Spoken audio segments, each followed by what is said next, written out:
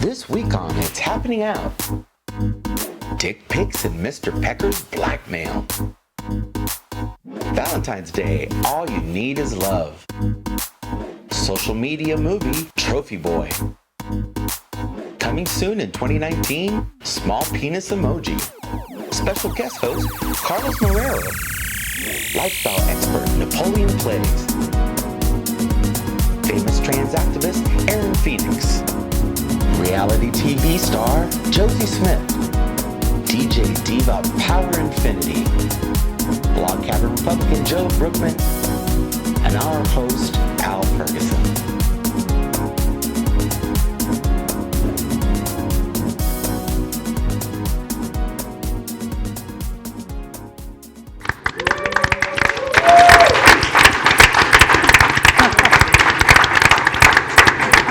Well, good evening, America, and welcome to another episode of It's Happening Out, America's most popular live gay talk show.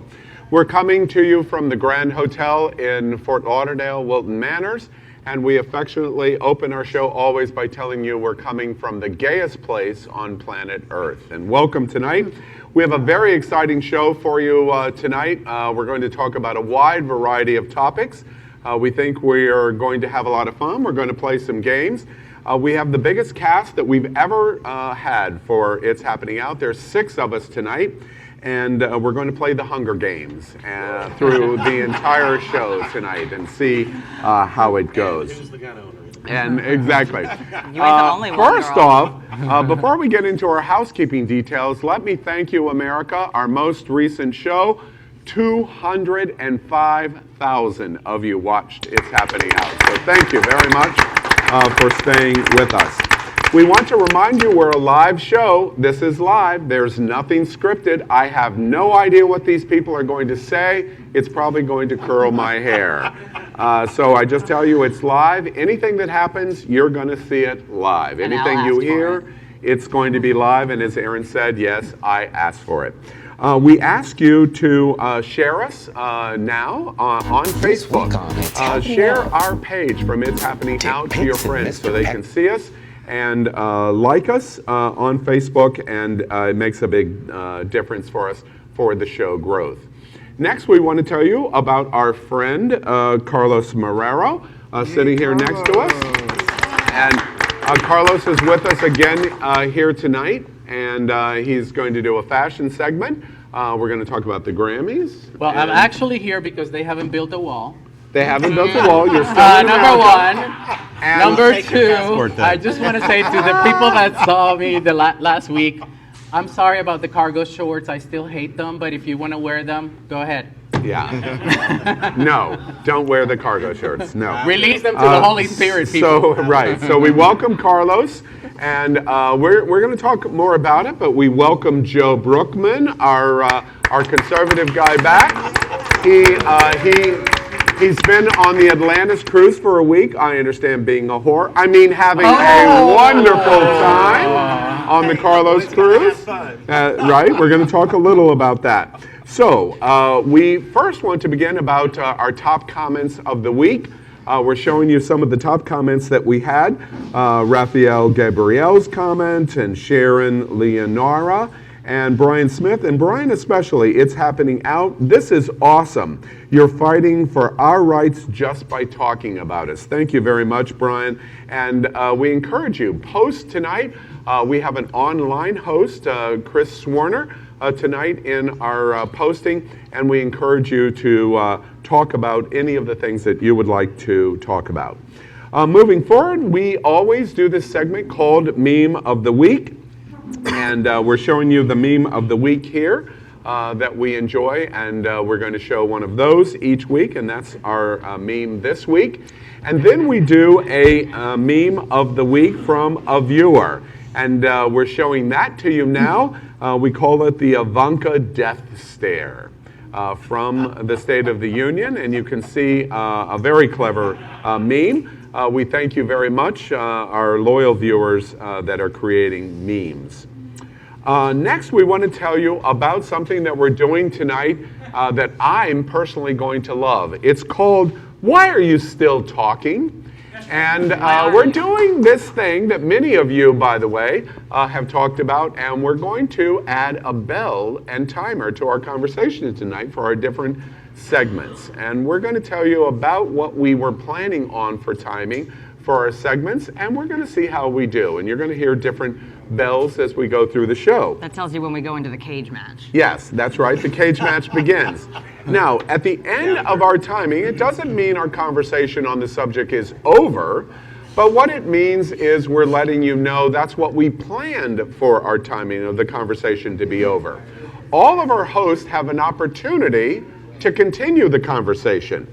And so as a result, each of our hosts have something very unique to the gayest place on planet Earth. Along Wilton Drive here in Wilton Manors, Fort Lauderdale, we have bars like Georgie's Alibi and Rumors and Maddie's and Hunter's and The Pub and Pint and others, where you get these chips, and it's kind of 2 for 1 or even sometimes 3 for 1 chips. So tonight, each one of our hosts has one of these drink chips. And when we finish our conversation, any of our hosts can pick up their chip and say, "Oh, hell no, Al, we're going to keep talking." And that person puts their chip in, they buy me a drink, and they get 1 minute more of conversation in uninterrupted fashion. It's called Fort Lickerdale for a reason. Fort Lickerdale, exactly. So we're going to play this tonight. We'll see how that goes. I can't wait to see the one possible topic that Power is going to try to dominate for 1 more minute. It should be a lot of fun, and we're going to play that tonight. So those are our rules. Everybody ready? Are we all set for It's Happening Out? Ready as we'll ever be. All right, here we go. First, we begin with headlines. And since the beginning of the year, what have we begun as the most dominant topic in the world? And that is the shutdown. We have talked each single week about a prediction of what would happen the final week. As everybody knows, today is Valentine's Day. Happy Valentine's Day, friends. Valentine's Day. Tomorrow, the government is supposed to shut down, February 15th. Here were our predictions of what we said last week would happen tonight. Watch this. We're a week away, next Friday, a week. So we have a show coming next Thursday. What do we think is going to happen by next Thursday? I don't think it's going to happen, and furthermore, he's going to declare a national crisis because I don't think that he's going to try the government shutdown shit again. I think they're going to drag this out, and they're going to have another temporary extension of another week or two before we come to any kind of conclusion. I'm not sure that they can come to a conclusion in a week. Again, the answer is we're going to accomplish it in the week, but when we come back on the air next Thursday or not? We will have. We will, all right. Yeah. There's optimism. And Carlos? There's not going to be a shutdown, but I don't think he's... So we're 2-2, and I'm going to cast the deciding vote that we're going to accomplish it. By next Thursday on the show, I think we're going to have resolved the financial crisis of the budget. That's the first time I've ever heard optimism from you. Okay. You saw our predictions. The breaking news at this hour is the Senate is debating as we speak. There will be a vote in approximately 54 minutes, and everyone says the government will not shut down. The government is going to do the financial package. President Trump is going to sign it. Then there's the question of what he's going to do in emergency funding. Question. What do y'all think about? What do you think about what the president or what Congress is doing? The government's going to stay open. Any told thoughts? you so. You told you so. We're going to talk about that in a moment. I actually love Mitch McConnell on the floor today, where he was saying like, yeah, he's gonna sign the veto, but he's gonna claim a national emergency. Turtle. Like, I was just like, really? Like, oh, is that better? I think the whole thing, this package is shameful on both sides. They had an opportunity to compromise, build a wall, put in DACA, secure what they need to for 1.8 million DACA students, and they didn't. This is the second time they failed to do something significant. It's shameful on both sides of the aisle. Okay. Other thoughts? I don't know. All I know is that Trump supporters sound like a side chick on Valentine's Day. They do. Oh, he's gonna leave his wife. He ain't leaving his wife, and you all ain't getting a wall. That's just the end of it. All right. Well, you know, it's funny. Anything else? Anybody else want to? Or we're going to move on? It's funny. We were going to talk extensively tonight about the wall. The host at our host meeting this afternoon said, would you please allocate 40 minutes to this conversation? Oh, God. And I said, no, we can't do that. And we're going to show you a slide here about the big news on the Trump shutdown. We really can't talk about the shutdown of the United States government anymore because something really big happened. We're going to show you now why we can't talk about the shutdown, and it has something to do with Power Infiniti. Power has been shaming the last 5-6 years, apparently, of saying, I'm right. So we thought, now that the government's going to stay alive, let's see what Power said last week. Our only cast member that thought we were going to have the kumbaya moment was...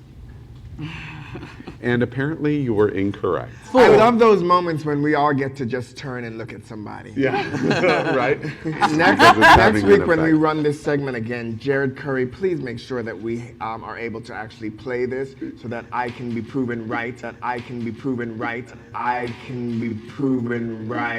Again. All right. So,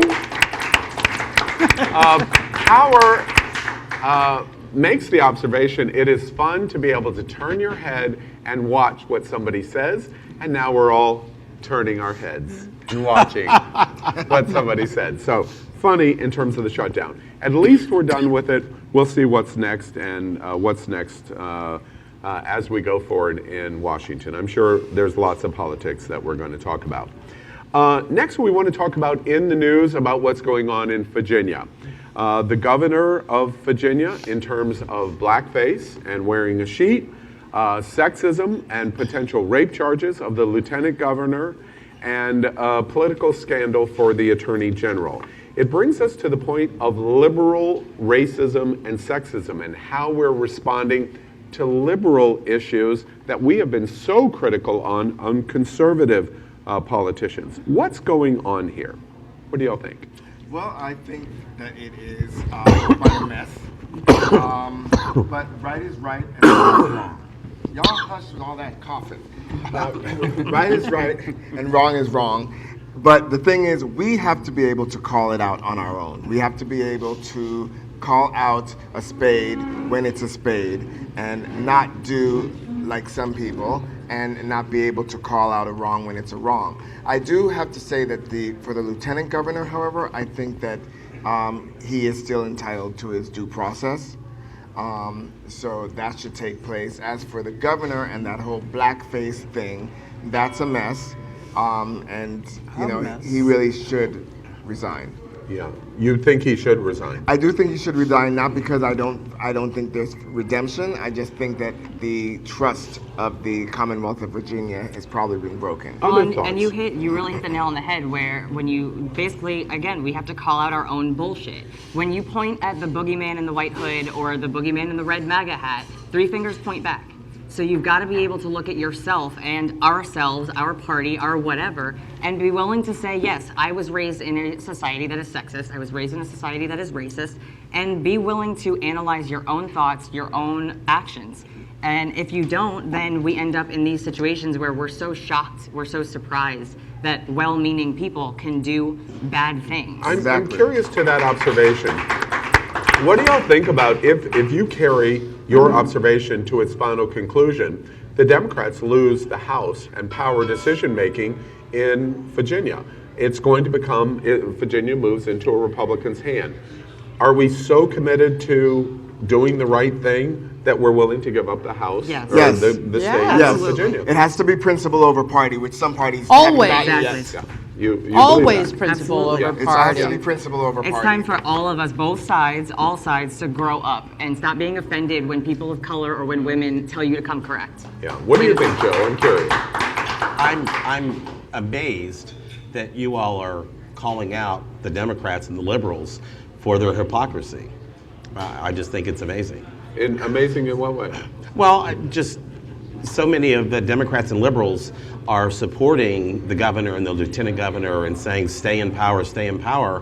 Where is the Me Too movement? Where are all these folks that have been, maligning and just all over the Republicans over the last year? I am the Me Too movement. I'm right here, and I'm calling it out. Right. You're one of very few. I'm sorry. This is the major media outlets have not done anything on this. No, not actually, at all. they have. I don't know what media outlets you've been watching, but I would actually be. We know what media I would outlets he's been actually, I would actually be amazed. It's called Fox News. Yeah, I would actually be amazed if the Republicans did the same thing and started calling out their bullshit on their side. That's what I would be So amazed. Stephen King wasn't censored and removed from all. Start with Donald Trump, the racist. Yeah, Let's start bullshit. there. There was Yeah, bullshit. let's start there. Okay. Anyway, all right. That was moving. amazing. Unless somebody is fostering up one of their chips, we're going to move on to other news topics, and it's one that I absolutely love. In the gay community, when we did this label, even in our production office, they kind of revised our title here, and then I said, no, we're missing the point. Dick pics. Who in the gay community doesn't embrace dick pics? Well, it What are you happened talking about? happened in a different Even way. I know about dick pics, Right? okay? Happened in a different way this week. Dick pics and Mr. Pecker's blackmail.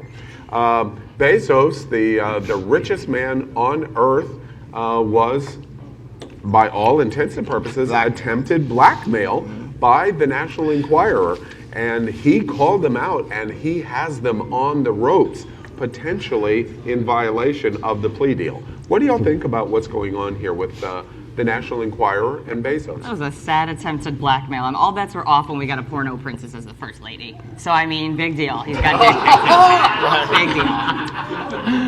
Wow. Don't hold back, boy. Don't hold back.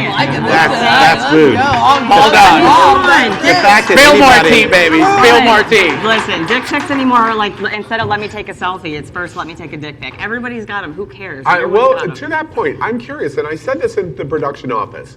I don't know how Josie is going to fall on this, but how many have dick pics on their phone? I actually do have a dick pic on. Howard, don't you Someone sit here else and sent it to lie. me to Give show up me. your I don't know what you're talking about. You have no idea what we're talking I don't know about? what you're talking about, girl. We just talked about calling out your own I said bullshit. I don't know what you're talking about. Do you think the National Enquirer is in trouble? No. How come? Because they've done this forever and ever. This is what they're famous for. Yeah. Bringing up bullshit and pushing it out like they're TMZ on steroids. I don't know how they're even still like in business.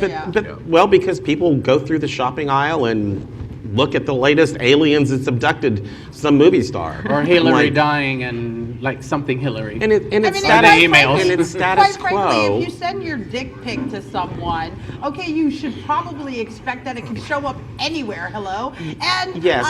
Unless you have a little mini wiener, who cares? Hey, you know, excuse me. Represent that part. Yeah, all right. Well, cares? we're going to watch this closely because honestly, size queen.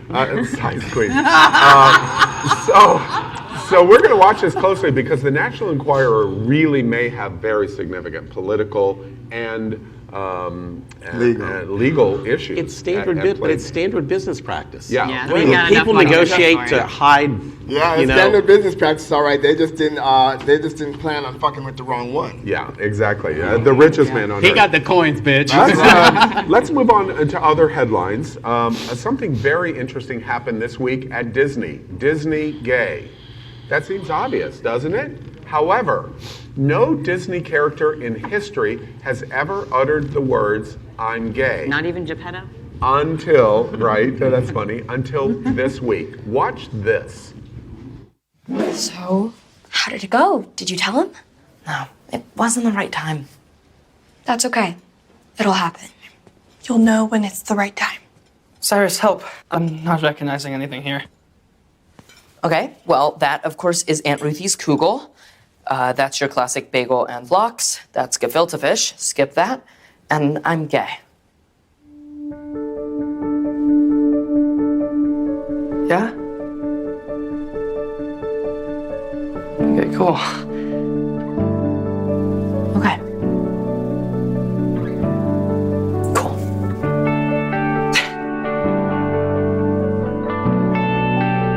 Oh, This is awful. Dude, I told you to skip the gefilte fish. I didn't expect this to be the hard part.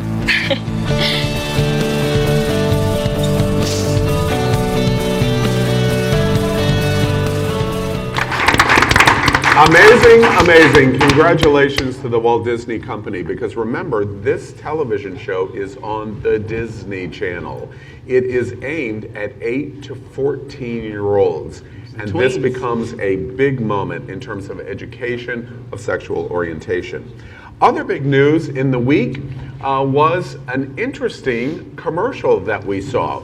Remember several weeks ago we talked about toxic masculinity. Well, the NFL could be the epitome of that until we saw this. Watch this interesting toxic masculinity moment. You can't even say masculinity. Sweat, dedication, cupcakes.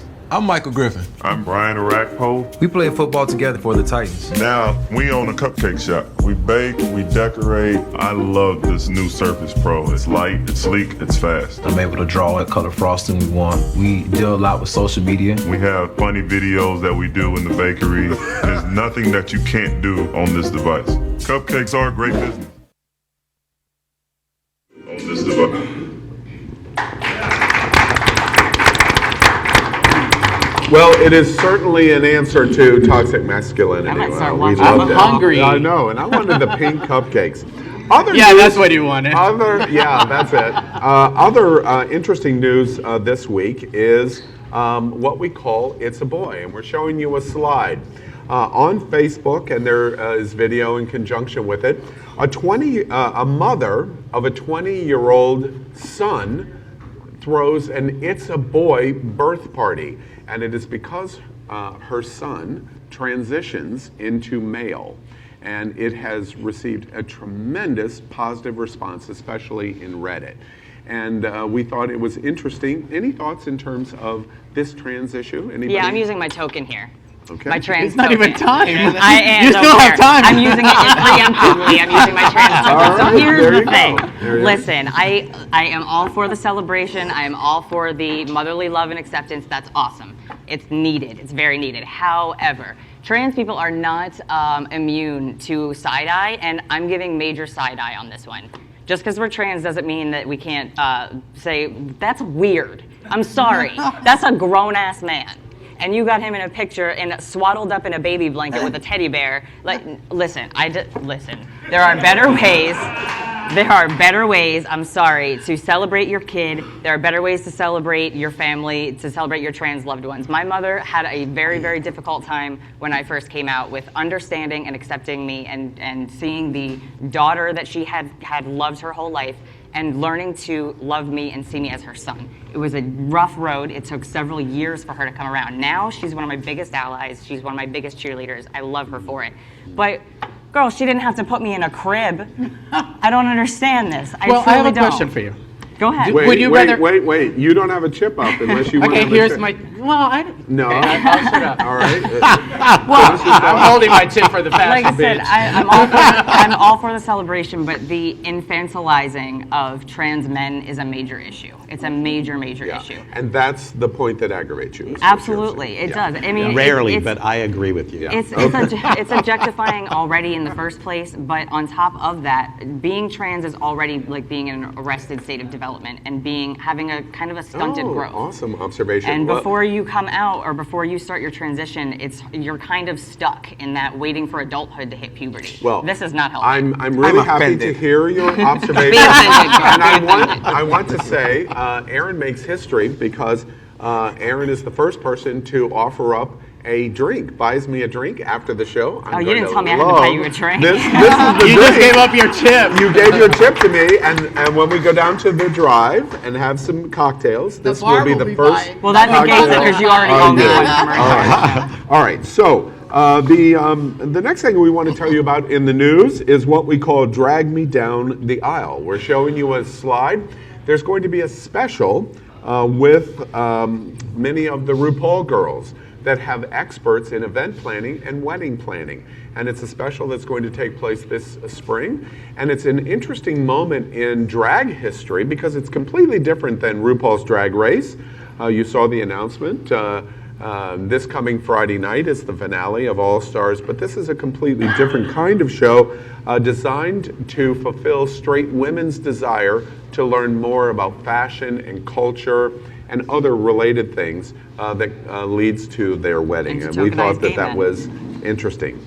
And then the last thing that we want to tell you about in the news is, of course, tonight we're thinking about our friends and family and children that are only about 20 minutes from the location that we're broadcasting from right now, and that is Marjorie Stoneman Parkland High School. And the Parkland massacre took place exactly 1 year today ago. And we show you in the news our remembrance of Parkland. Next, we want to tell you about Valentine's Day. Let's lighten it up a little, and it's Valentine's Day.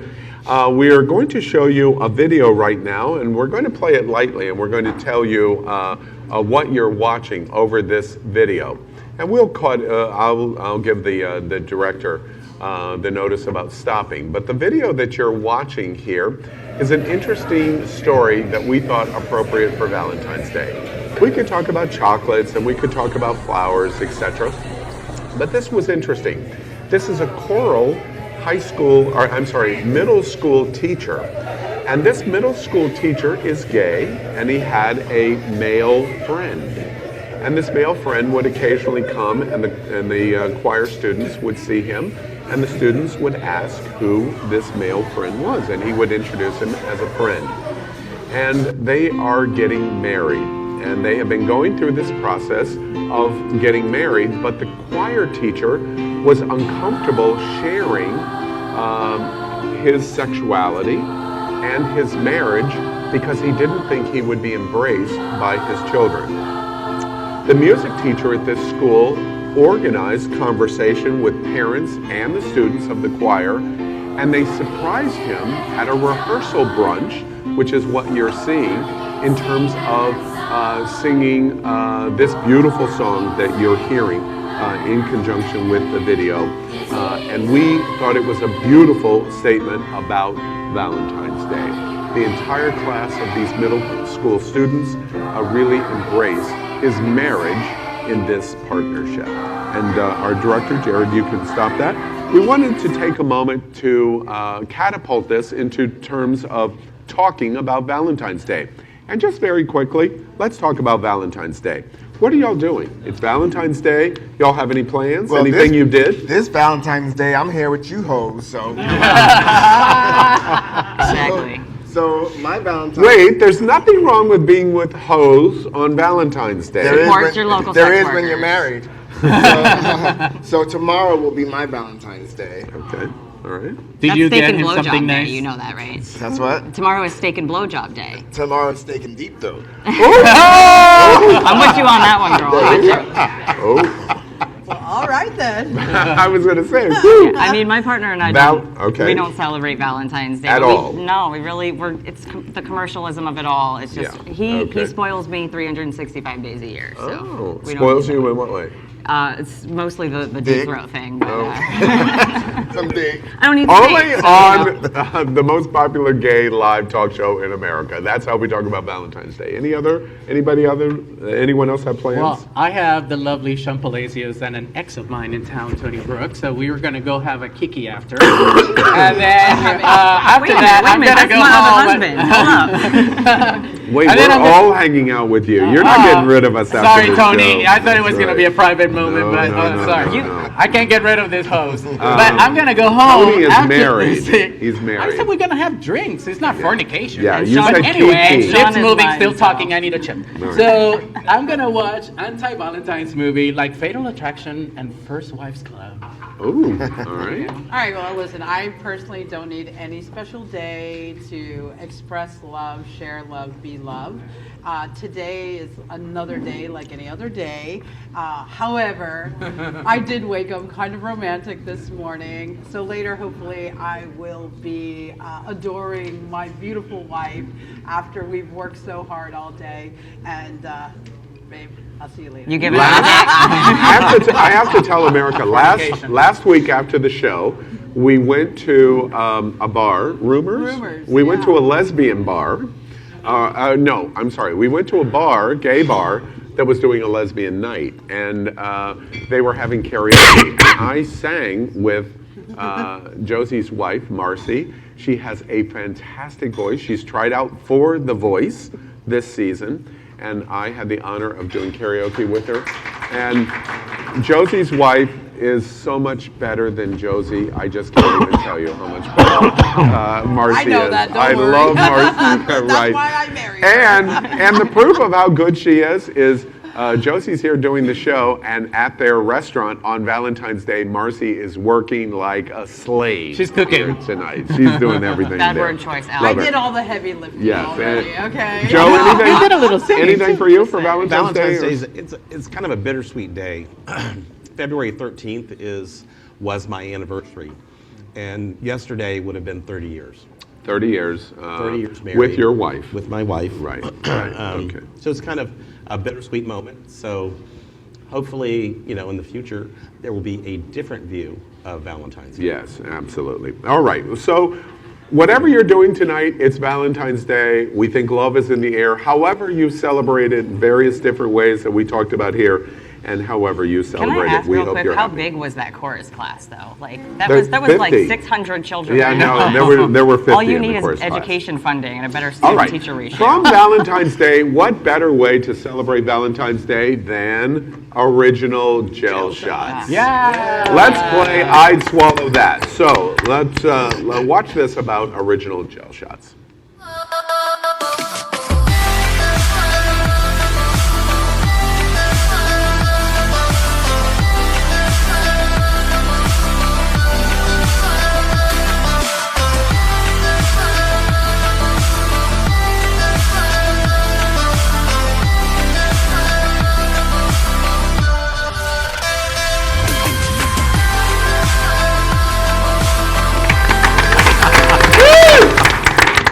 Well, I always say I love original gel shots. This is a fun part. We're going to do a little bit more than we normally do. It's Valentine's Day. Let's juice it up a little more. I Swallow That is a agree or disagree game. And if you agree with my question, you pick up your shot and you do your shot. If you don't, you leave it down. We hope that Power has a better week than he did last week because he basically got nothing. And we'll see what happens this week. And All right. between these chips and these gel shots, you can find Al in the back alley of Alibi. That's right. It's going to be a wonderful Valentine's Day for me. Exactly. All right, so everybody knows the rules. We're getting ready to play I'd Swallow That. Ready? All right, here we go. Question number 1. Oh, let's do, pick up a shot. Let's do peach, or peach shot. Or you pick up whatever you want. I picked up peach. Peach All right. Question number 1. I'd swallow that. Valentine's Day is important to me. Wow. Not a... Oh! You're just taking the shot because you want to take the shot? No, I don't think so. I think Power really thinks Valentine's She's Day. a big romantic. I love my husband, Okay. All right, good. All right. All right. Her husband is much nicer than she is. Swallow, bitch. One fair swoop, bitch. Deep All right. All right. Oh, I got jokes. All right. Question number 2. I love how Joe looks tonight. Republicans should take more vacations. I love how you ended that one. All right. Joe, tell us about Atlantis. What was your experience like? 6,000 men. 6,000 men, and only 1 week to do them. Oh. And you still found a way. Well, they're used to fucking a lot. Did you have a good time? I had a blast. Yeah? Yes. What was your favorite single moment on Atlantis? Who? No, that's private. I think the one performance I loved above all was Lavoie. Oh. And she sang, but she is also a comedian. And because we had this big, at the terminal, they had to evacuate the terminal, so we were all trying to board. And evidently some idiot decided to bring Army grenades from an Army surplus store on the ship. Oh my God. For his costume? Yes. Yeah. Yeah, They we had can do to it. evacuate the terminal. And she Fashion police. jokes, I mean, for an hour, she was just whipping the jokes out. And it was, the whole place was just Yeah, rolling. good. All right. Well, welcome back. And all Republicans should take more vacations. You would be a happier You don't person. want me here? Yeah. Yeah. No, we just want this version back. Yeah. Exactly right. All right. Question number 3. I'd swallow that. I care about the Grammys. What flavor? Whatever you want. I care about the Grammys.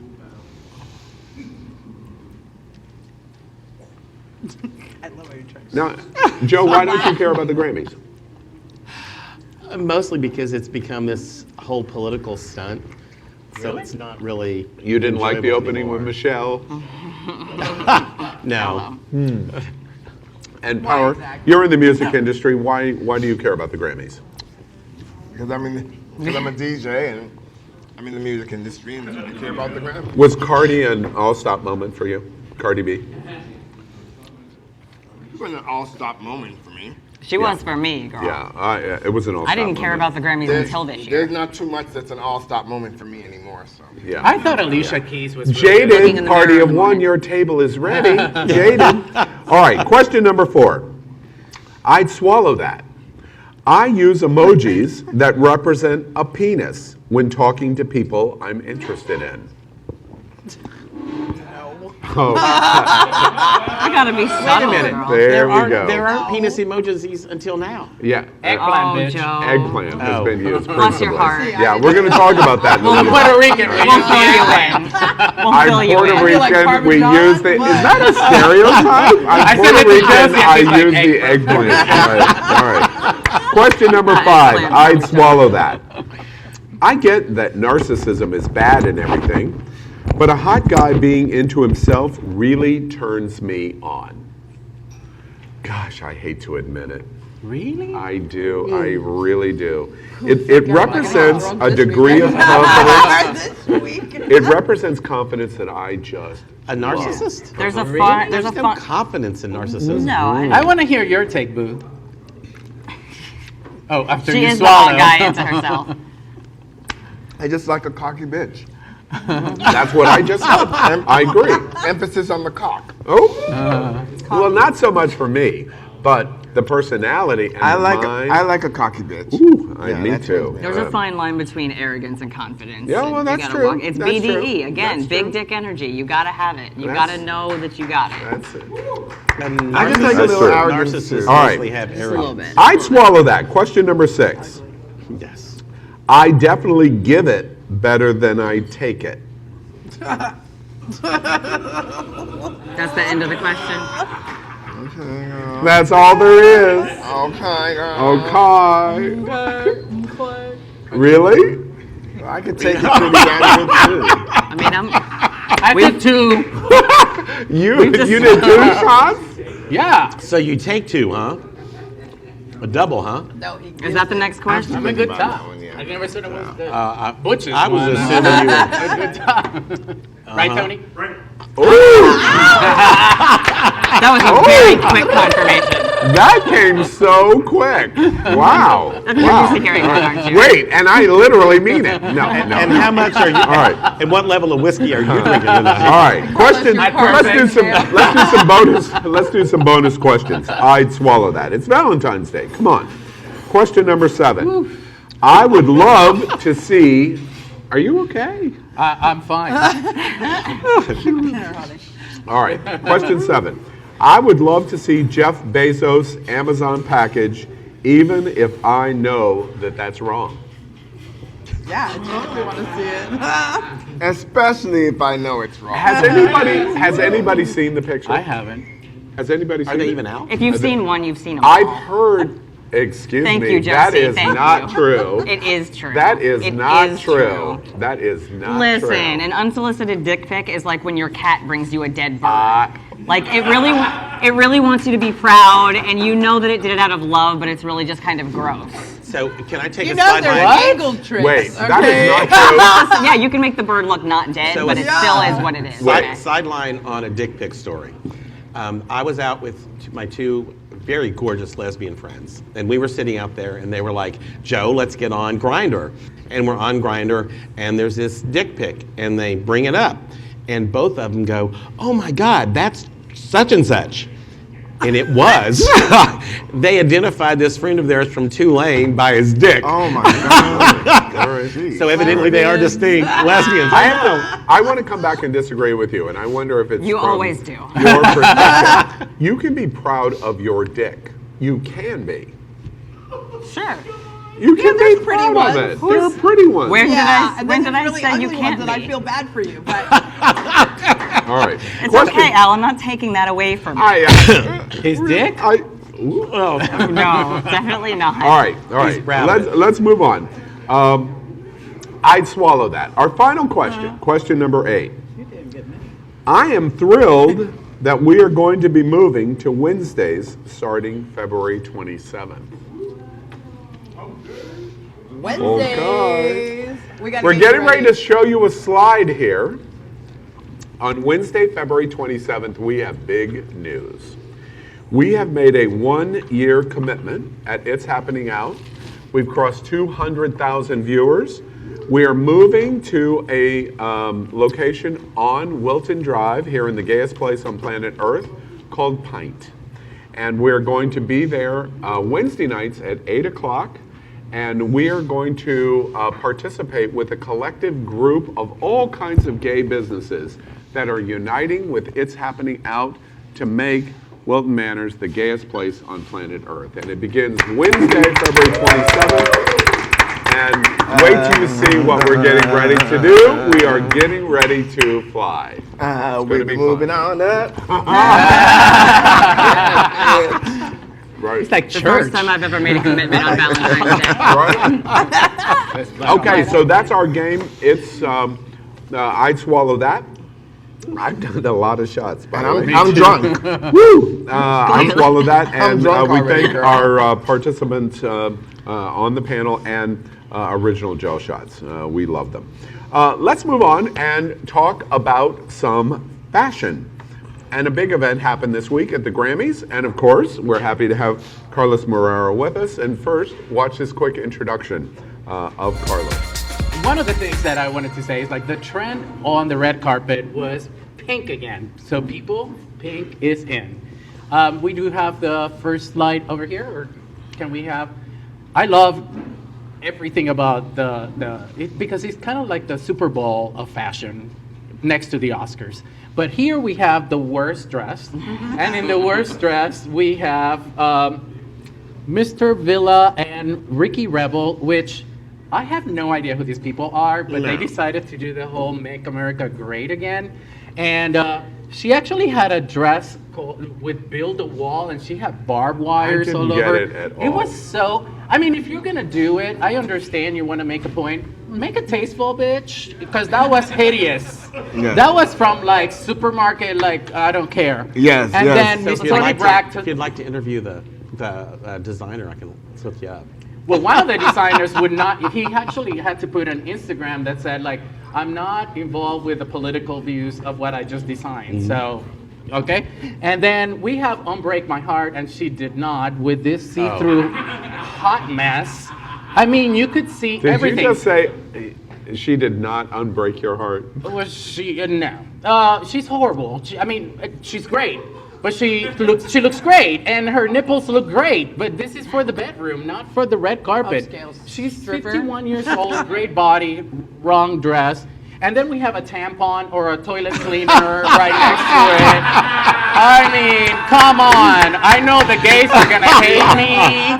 Okay, hate. But she looks horrible. I mean, and this is Balmain. This is a great designer, and I don't know what you guys think. Well, I think, first of all, they wouldn't have done that shit if Joan Rivers was still around. Hello. That's the first thing. Great. And That's absolutely message aside, even if the back of her dress said love is the message, the dress itself was hideous. Ain't nobody told her to show up on the red carpet wearing her orphanage home rags. That shit looks horrible. It looks like a hefty bag. Absolutely horrible. All right. Well, so we clearly see the terrible fashion. where there's some thumbs up. All right, so we want to hear from you guys. So the next slide, can we have it, please? So we have, these are honorable mentions, and I live for the Mugler that Miley Cyrus was wearing. This was very like Victoria-like, big shoulder pads, very 80s, live for it. And Ricky Martin brought his best accessory to the red carpet, his beautiful son, Mateo. That's lovely. Who it love is that so comment. cute. I love the porn stash. It was great. Yes. And then we have Lady Gaga Why in is it a always gotta be a porn stash? Because in my days and in my I feel dreams, personally, it's porn, I feel girl. personally wounded by that stereotype. No, it's a good thing. And then we have the Queen, Lady Gaga, in a Celine, which fierce. she looks fierce, or she looks like the popcorn just got done on your stove.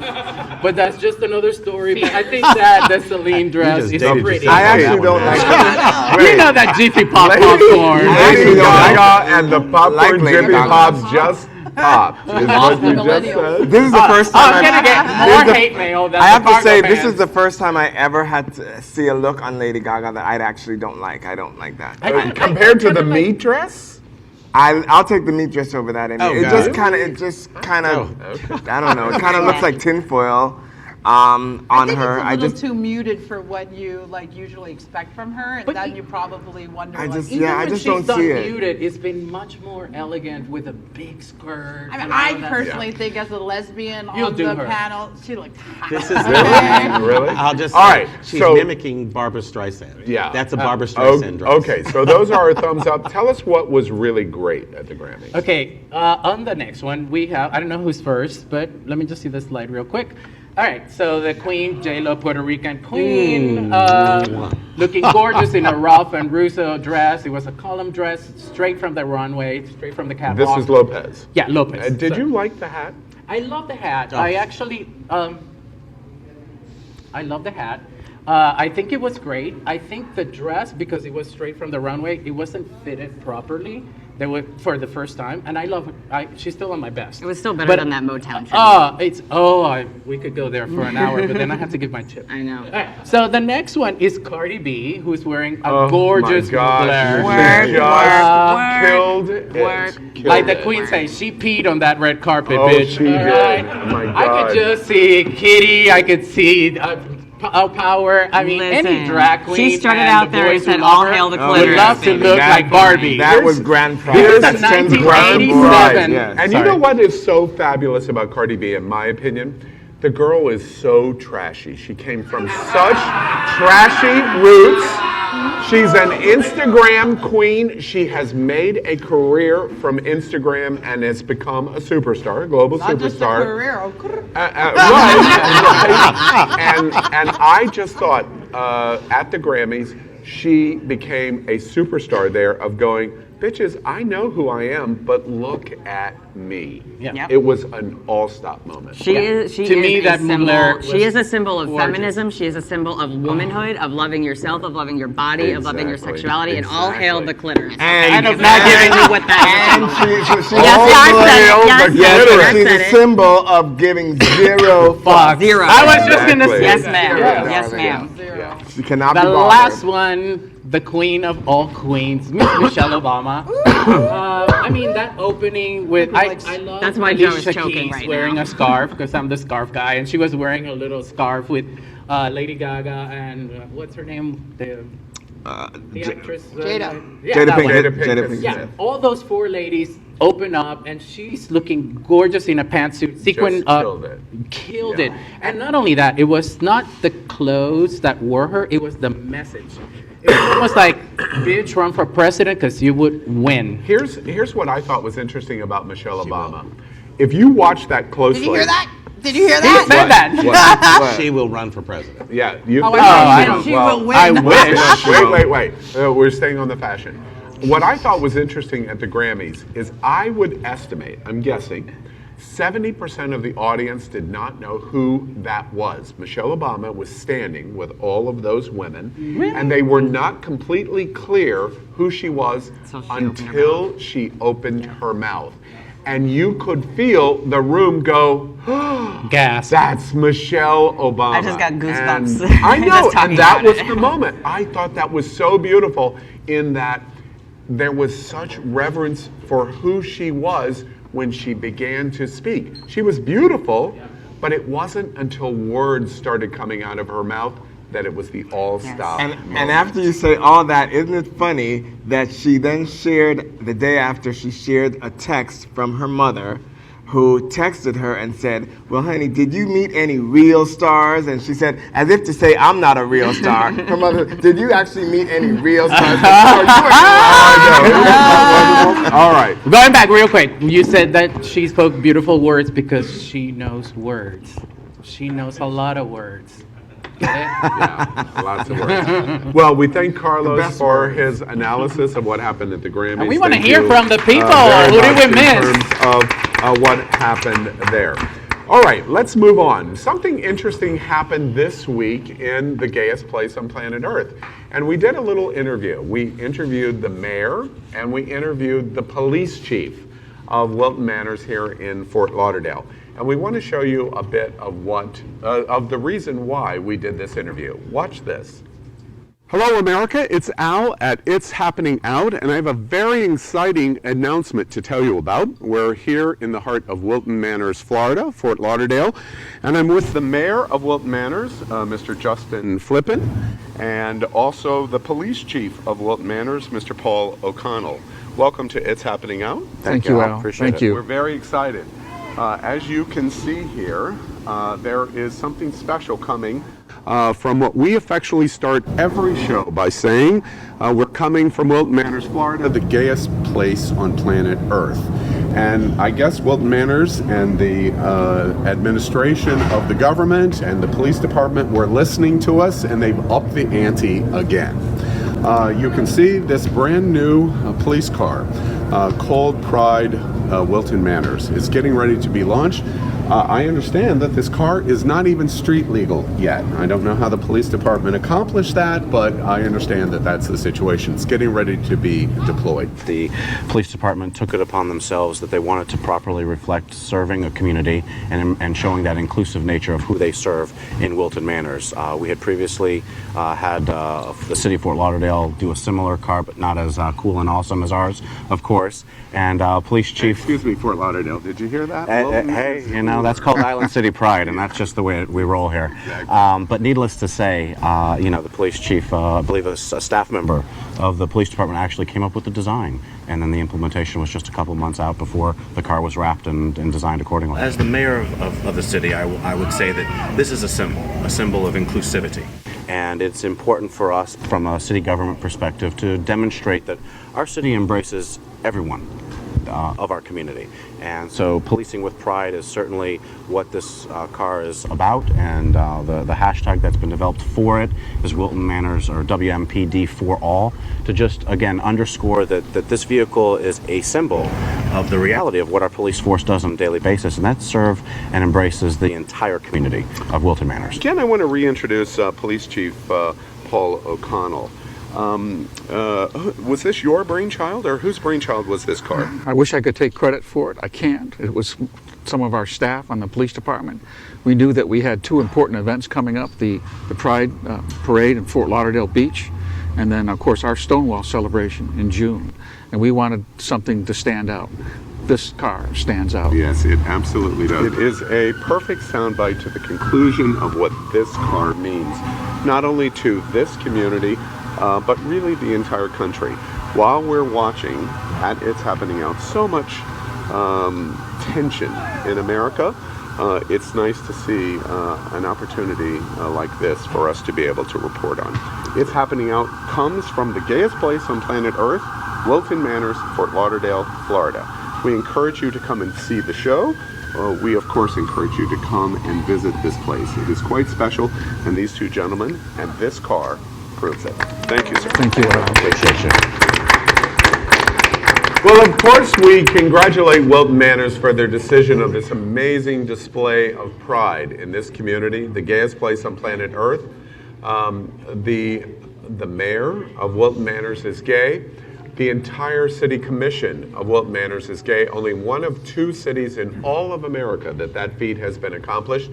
And the police chief's commitment, that car is not street legal. We're going to see it next week at Fort Lauderdale Pride, which we're going to talk about in just a minute or two. So congratulations to the city of Wilton Manors. So now we have a guest. You have seen him before. The director of Winter Party, a big major international event, comes to South Florida. And the director of volunteers for Winter Party is here with us.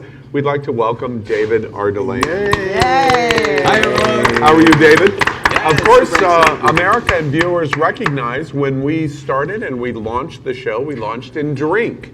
And this is the owner of Drink Bar on Wilton Drive. Yeah. And we're really happy you're back with us. You play sports, and you play softball, and you bowl, if that counts as a sport. I'm not sure. Sports, yeah. And you introduced us to Aaron Tabor, your boyfriend, with us, and you all met in the sports and bar environment. So welcome to It's Happening Now.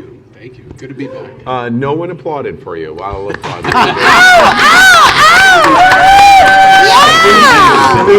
apparently, Wilton understands the reputation you carry. We around. applauded when you first introduced him. Right. I know. Okay. All right. Well, this coming up in the next couple of weeks is Winter Party, and David's here to tell us about a Winter Party, especially the volunteer process of helping to raise charitable funds through gay events, circuit events like this. Tell us a little bit about what you do. So Winter Party is a week-long festivities and parties and social events, and it's the largest fundraiser that's run by volunteers. More than 500 week of volunteers that just show up and they help out with everything. And we do that to maximize the amount of money that we give back.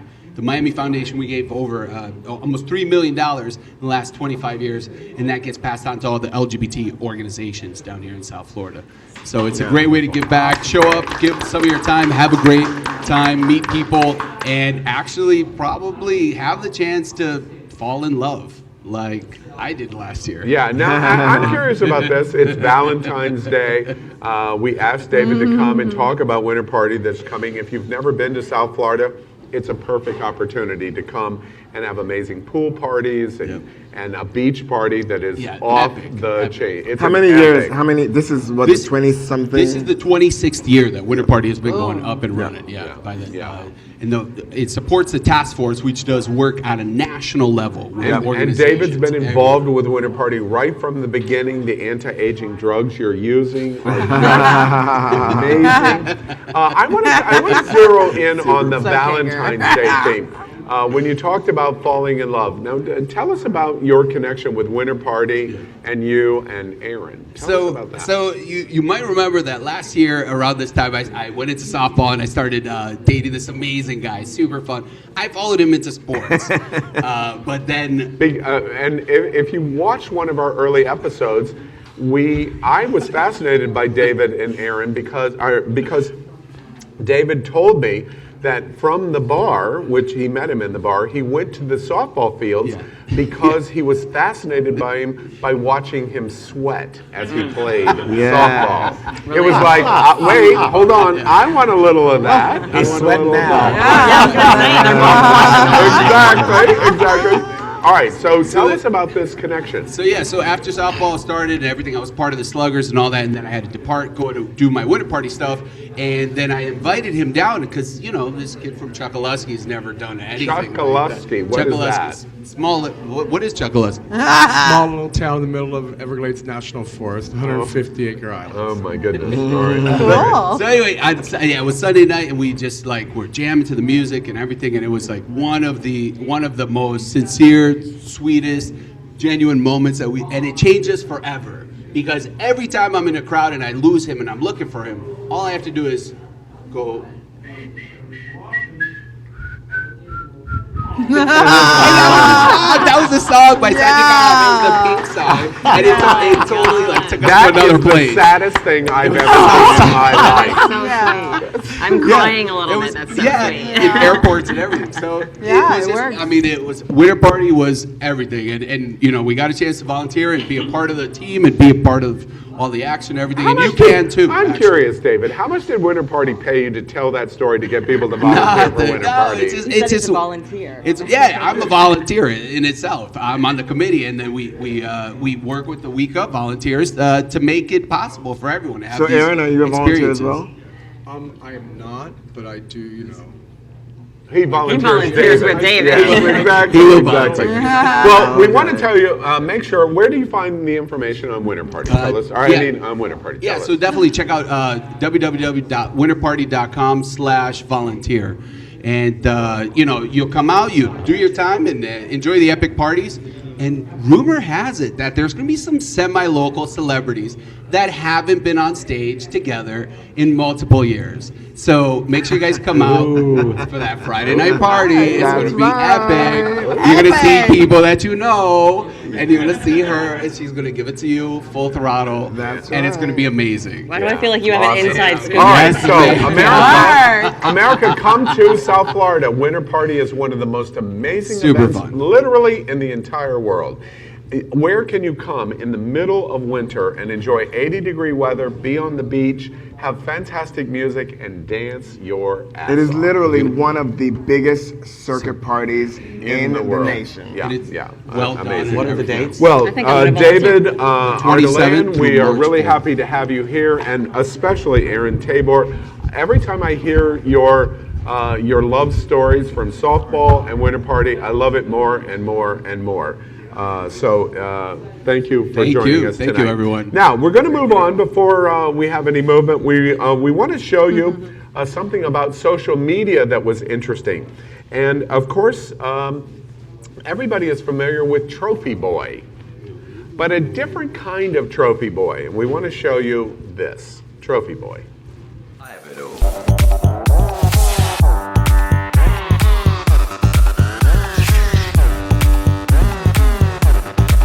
You don't seem fine. Come on.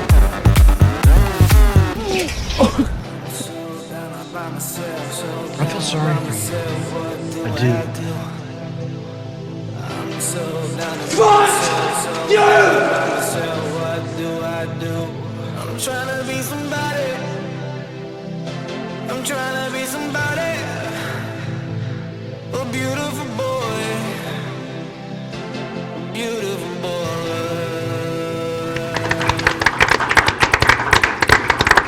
Well, this was a short film that was done in social media, and the big news this week is that Trophy Boy has been picked up by a major network, and it's going to be a television show. Rumored that it's going to be Bravo.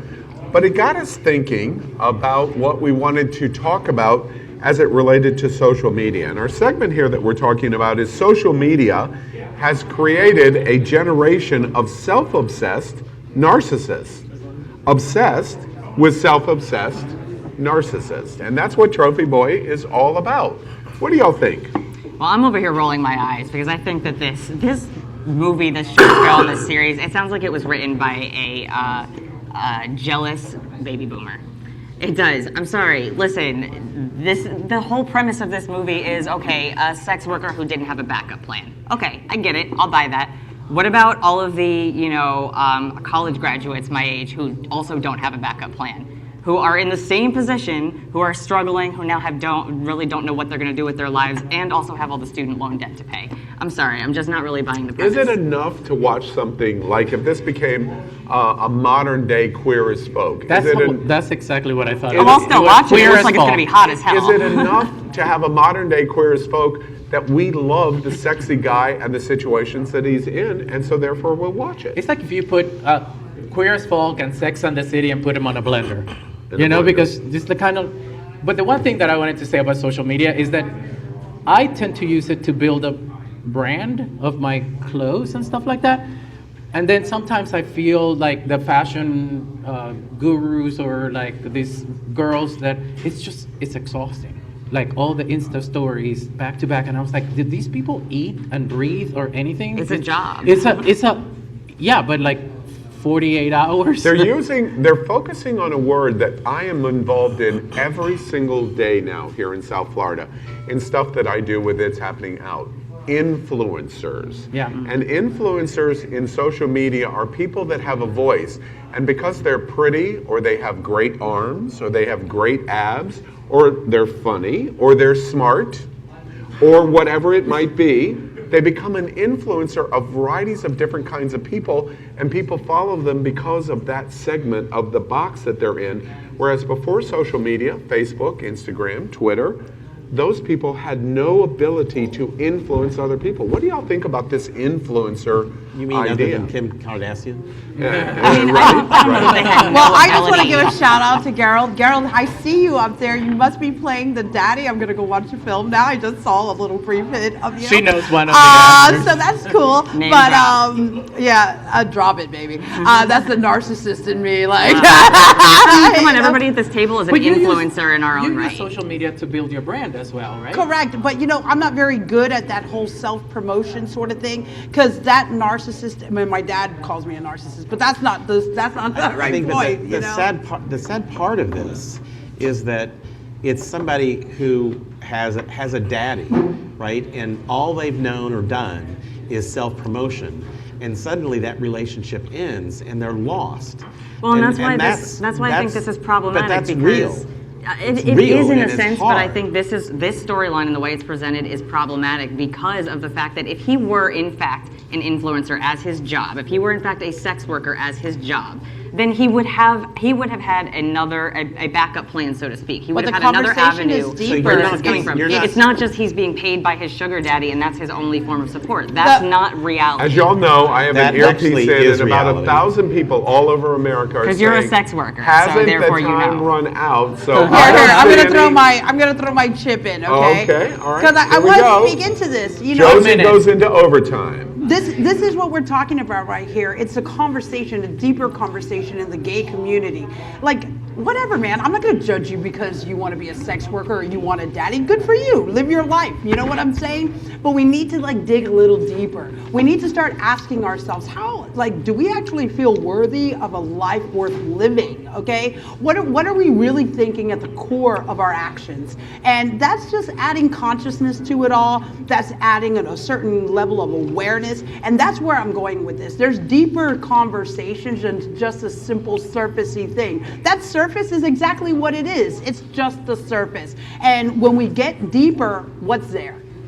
And I agree with you. I have a dear friend who, when he turned 32, figured out he wasn't going to be the youngest thing of the daddies loving him, and he had a partner. But it got so bad for him, even though he had a profession, he took his own life. And that's sad. Yeah. And we need to reach out and help people.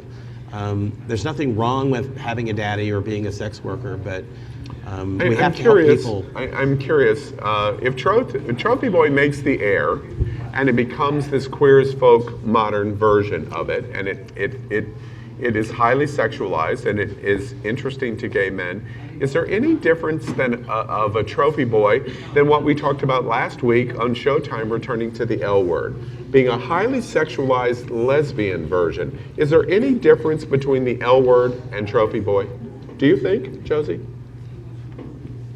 I haven't seen Trophy Boy. Assume it's highly sexualized and you get it from I mean, if that's the comparison, I still think it's like comparing apples to oranges. It's not the same thing. It's not the same storyline.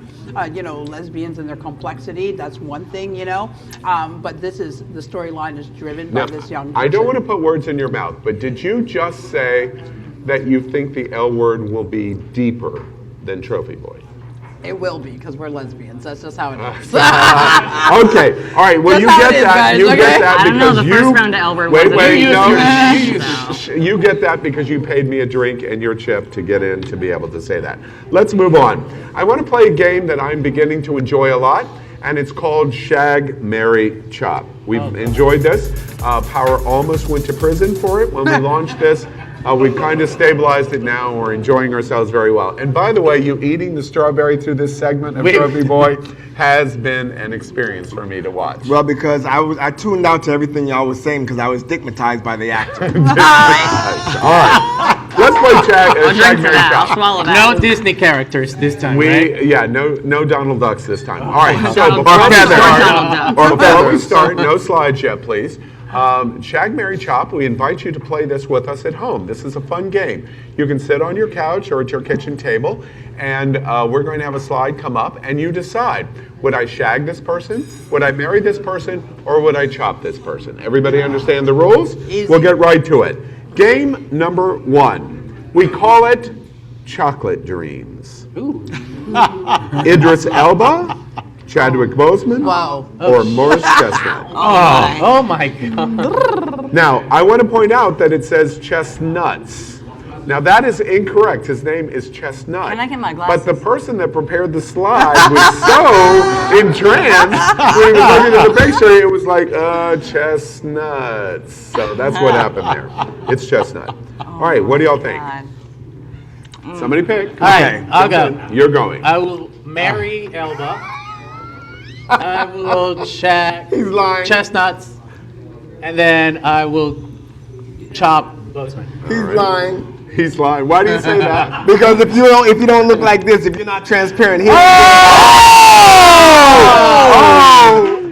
And by the way, Wilkes-Barre that's in the room, I pointed out to him, oh, you and I are a lot alike. We're both transparent white boys. What was it? The pastier? All right, yes, tastier. What was it? The pastier, the tastier. The pastier, the tastier. Oh, Power has called Carlos out. I love that. All right, somebody else. I'm gonna shag. You married a white man too. I'm sorry, Idris. You just have to wait. All right. Whoa, I'm totally shagging Idris. That is like on my #1 list. Oh, I will. I'm gonna marry Chadwick, and I'm gonna chop Morris. Ooh. Okay. Who else? I'm gonna follow suit. I'm gonna shag Idris. I'm gonna marry Chadwick. And Morris don't look like that no more, so he gotta go. All right. Anybody else? I can't shag all three. This will be the video next week. Drool. I'm drooling a little bit. Yeah, stop drooling. That's what I was trying to help you. I can't help it. All right. I said stop. I'm Ding, going, ding, ding. Oh my God. I'm going to, oh my God. Now this Okay. is going to appear in the reel again. Stop. We just saw this. Stop. Oh my God. Stop. Oh my God. Stop. Have a chocolate I'm strawberry. really hot in here. Okay, so I'm going to shag Idris Elba. I'm going to marry Chadwick Boseman, and I'm going to, I guess, chop All right, Morris right after we're done shagging. All right, we got everybody. I have to agree. This is literally interesting sweating. to me. I think Idris Elba is one of the most attractive men I have ever seen in my life. He's so sexy. It's just unbelievable. I'm marrying Chadwick, or I'm going to have both Idris and Chadwick. You And can then- do You that. get to break You the told me rules. I can't do that. You told me I can't do that. Oh, girl, please. And Morris is chopped. All right. Which, by the way, Idris is coming up. He's going to be playing a nasty villain in a new movie with The Rock and Jason Statham. They're putting those two Do together. you know what the title is? It is the. It's the new porno Fast starring and me. Furious. The Fast and Furious meets the Transporter or whatever. They're merging those two movies together. So those two stars are coming from, and he's going to be the. All right, the we're going to villain. watch. I that. love I'm gonna you be said a nasty. All right, let's move on to game 2. Game 2 we call the Golden Girls. I'm gonna sing. Oh, girl. It's B. Arthur or Betty White or Rue McClanahan. Come on now, girl. All right, and we're going to leave the lesbian for last. All right, I got this. This is easy for me. Easy? I'm going to shag Rue McClanahan. Come on. I mean, come on. We have all heard all of her stories.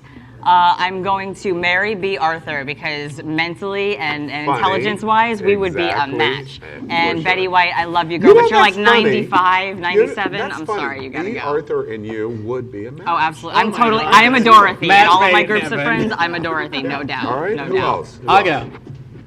Picture it, Sicily, 1938. Carlos marries Betty White because we're both airheads.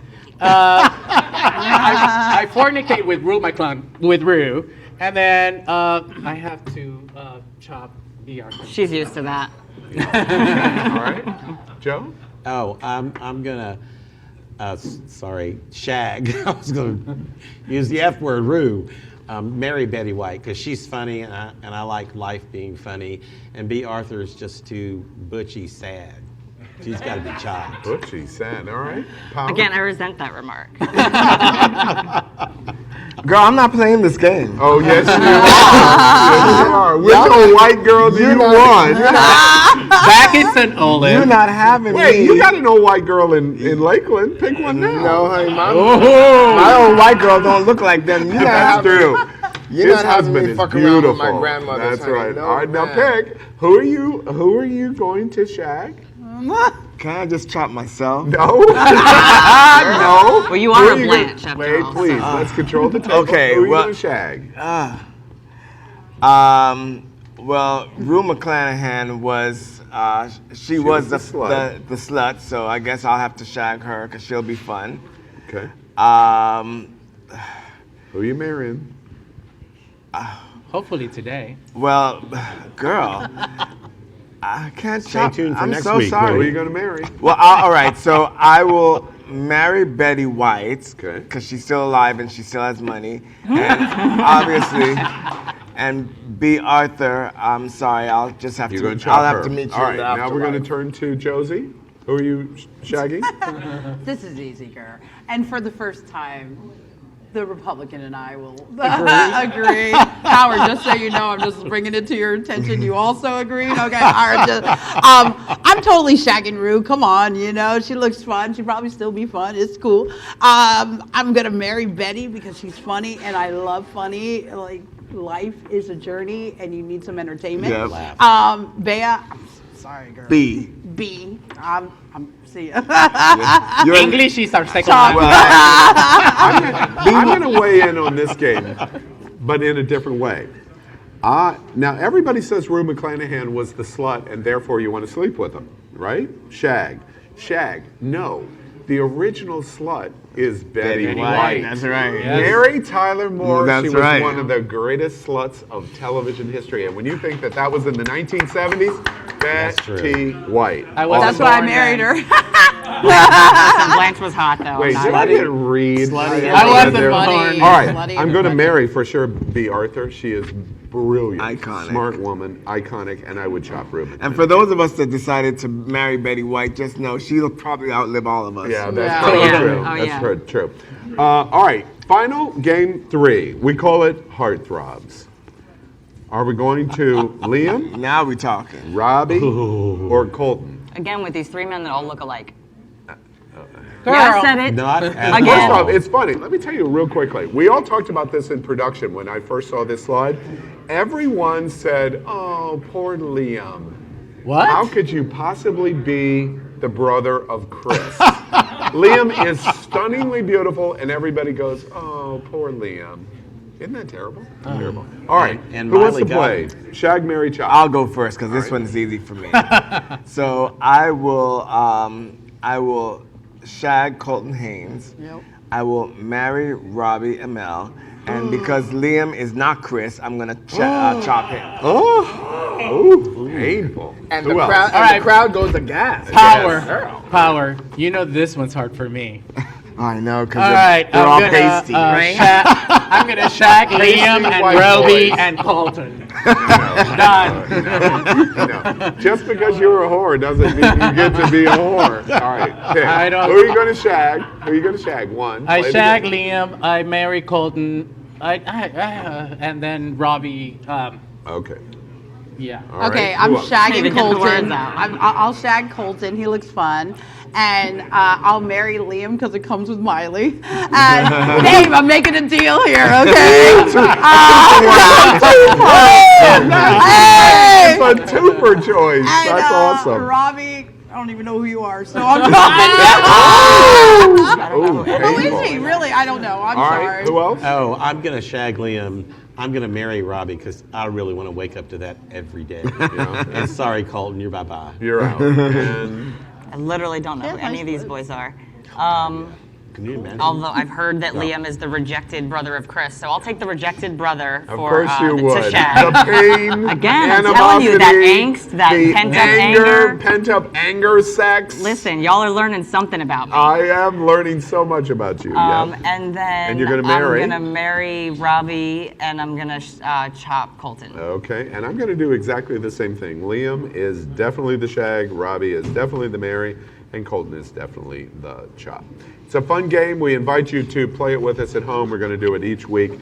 And I learned so much about all of you. You especially, and you especially. It's very, very interesting. All right, we're moving on to the road to Stonewall. And this is something that we do each week in terms of celebrating the importance of the Stonewall celebration that's going to take place in New York in June of this year. And this week, for our celebration of the road to Stonewall, we kind of get a twofer. We just said about that. It's also Black History Month. And we thought, let's do both. Let's celebrate Black History Month and our gay iconic support on our road to Stonewall. So tonight we celebrate Congressman Barbara Jordan. And before we begin, let's look at this that we prepared on Barbara Jordan.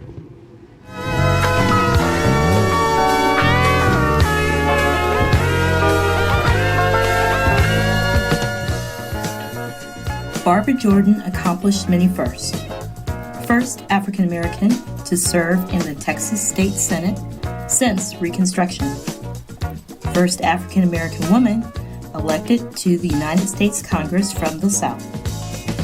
First African American woman to deliver the keynote address at the Democratic National Convention in 1976. Even in death, Barbara Jordan is the first African American woman buried in the Texas State Cemetery. It was 144 years ago that members of the Democratic Party first met in convention to select a presidential candidate. Since that time, Democrats have continued to convene once every 4 years and draft a party platform and nominate a presidential candidate. And our meeting this week is a continuation of that tradition. But there is something different about tonight. There is something special about tonight. What is different? What is special? I, Barbara Jordan, am a keynote speaker.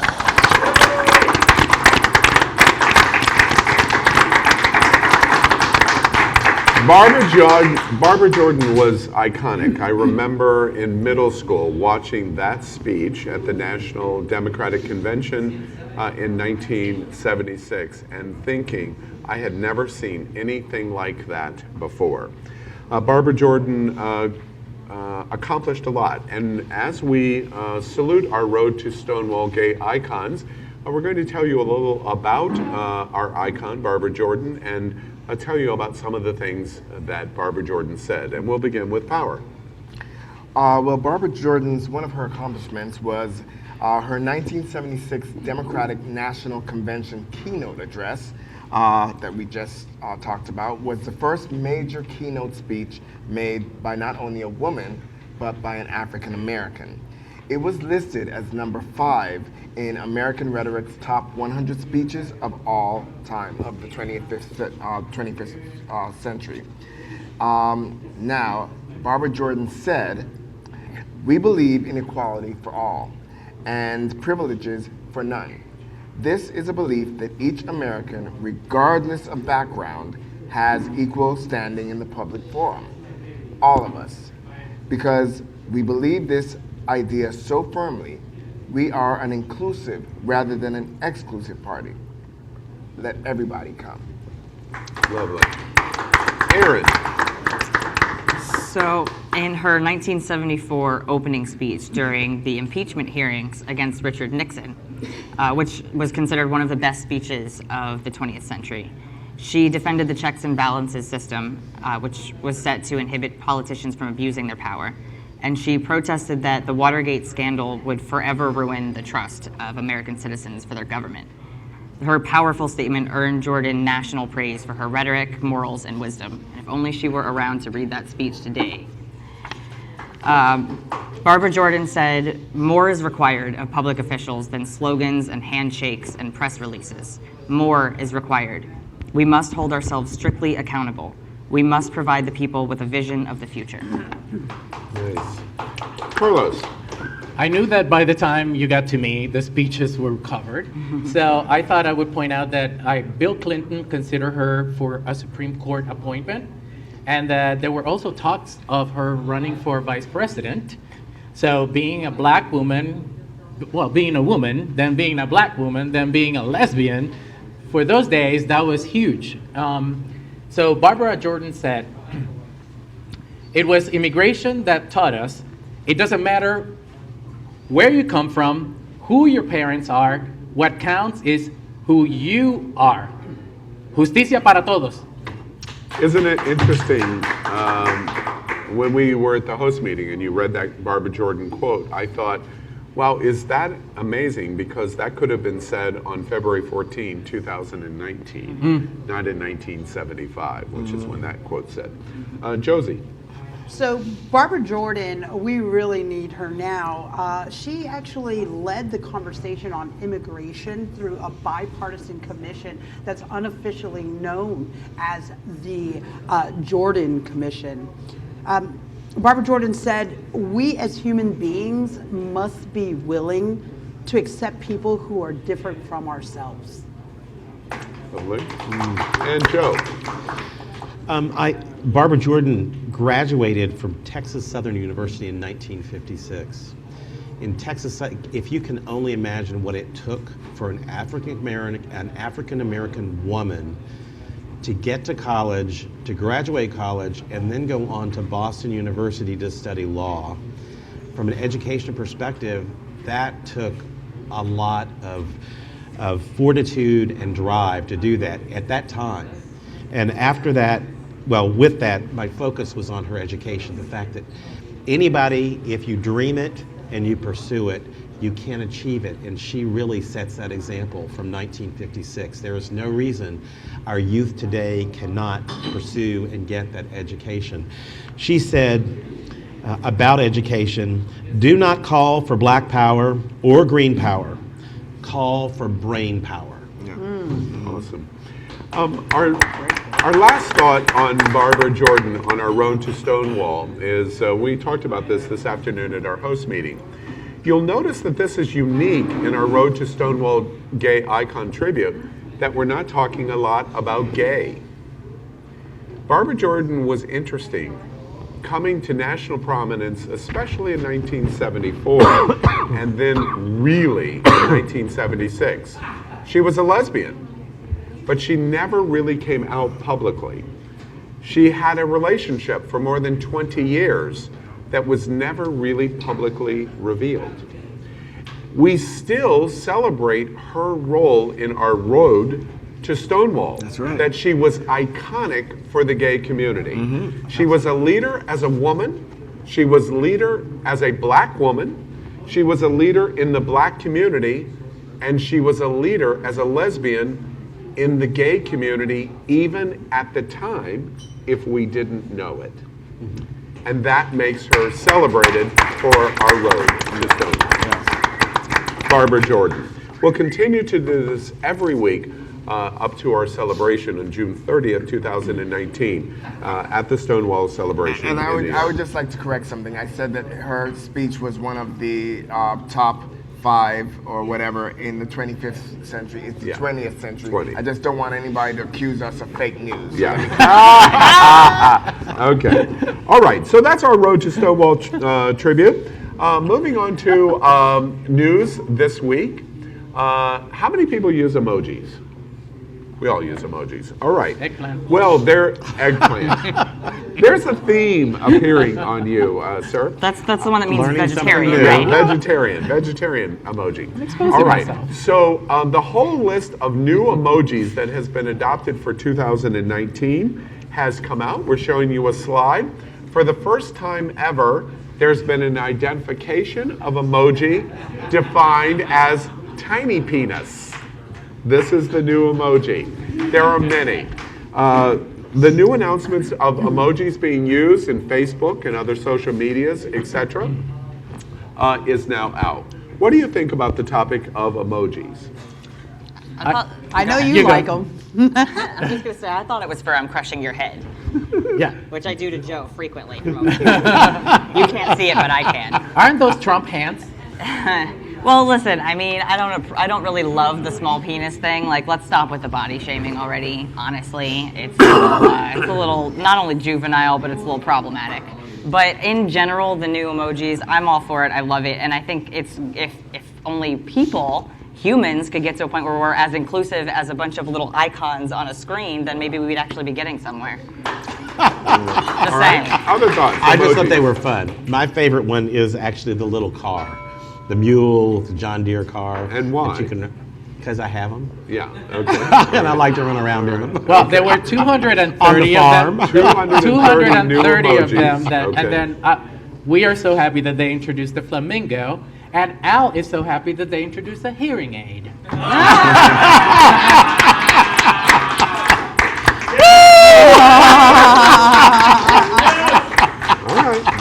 There you have it. I take it. I'll take your drink. I'm still probably gonna be using the same two smiley faces. And the heart. Right. Oh, by the way, the heart comes in white and brown.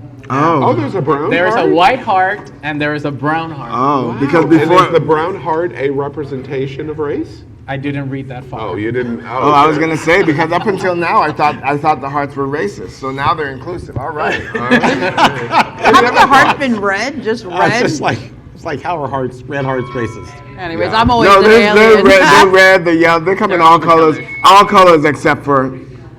Yeah. Any other thoughts about emojis?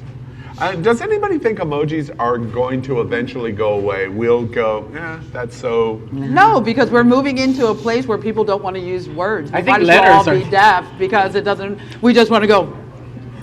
Yeah.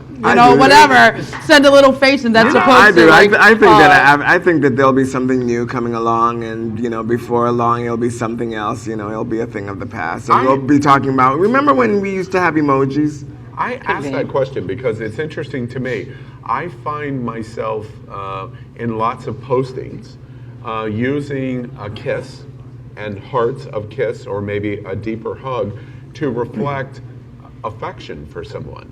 And I find myself, why am I using the emoji to represent affection for you as opposed to just saying, I really love you? Well, but it's also a picture. And I mean, a picture's worth 1,000 words. So, we're using something that still means something. Let's try next week's show using only emojis. How about that? All right, I haven't used my drink, so I'm going to use it. Are you? I just think, because All right, I'm drunk we're right now. moving into I had like overtime, my third drink 7 for shots. tonight. All right. But I love that they introduce couples in every gender and every race. You can mix and match. And I was counting before I had the fabulous Jello shots, but there were between 70 to 75 choices of coupling. Do you know how fast we have to go? Oh wait, I need the black and the white and the Asian. It's Well, just luckily, crazy. once you Yellow, find brown. it, it'll go into your Is remembrance. one of the choices But it's a good tasty? thing. There's 2 snowmans. Too much. No. That's perfect. I'm a little confused. There are 75 coupling emojis in this new system that reflect Asian and white or black and white or whatever different. 2 male, girls, 2 female. boys, a darker boy and a lighter girl. And then I was like 1, 2, 3, 4, 5, 6, 7, 8, 9, like 75. Huh. Yeah. I didn't know that. And my first thought is, with that, is it like all of the letters in the LGBT alphabet? Are we getting to the point where we need all of these emojis to represent the specific life that we live, whereas a broad emoji It's not would be about enough. needing a certain number of emojis. It's about just needing to drop the standards, drop the letters, drop the numbers, drop the categories, and just realize that there's an infinite number of people. Yeah. That's it. Yeah. I'm old school, child. I guess I'm just old school. Like I said, I'll just use the happy face, the couple hearts, and if I have to say fuck you, I'll just spell it out. I'm just concerned that the emojis are creating a world that we become more and more disconnected. Yes, yeah. And I invite people to just pick up the phone and I think call that's happening someone, with or you know without what I mean? emojis, girl. All right, well, it's interesting. 230 new emojis this year, just announced in this last week. I want to move on and tell you about what It's Happening Out is doing in Havana. And we are going as ambassadors for the gay community of the United Who's States coming? Who's to coming? Havana. Me. And we invite you to join us. Watch this announcement about what we're getting ready to do in Cuba.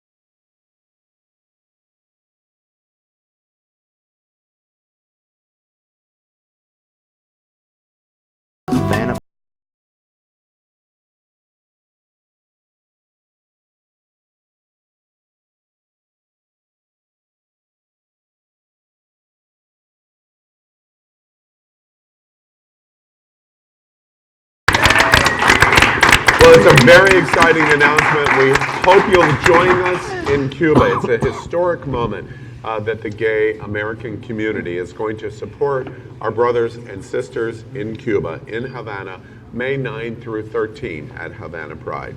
So we're moving on. As speaking of Pride, here in our own backyard, we have a big one, and I'm very happy to introduce.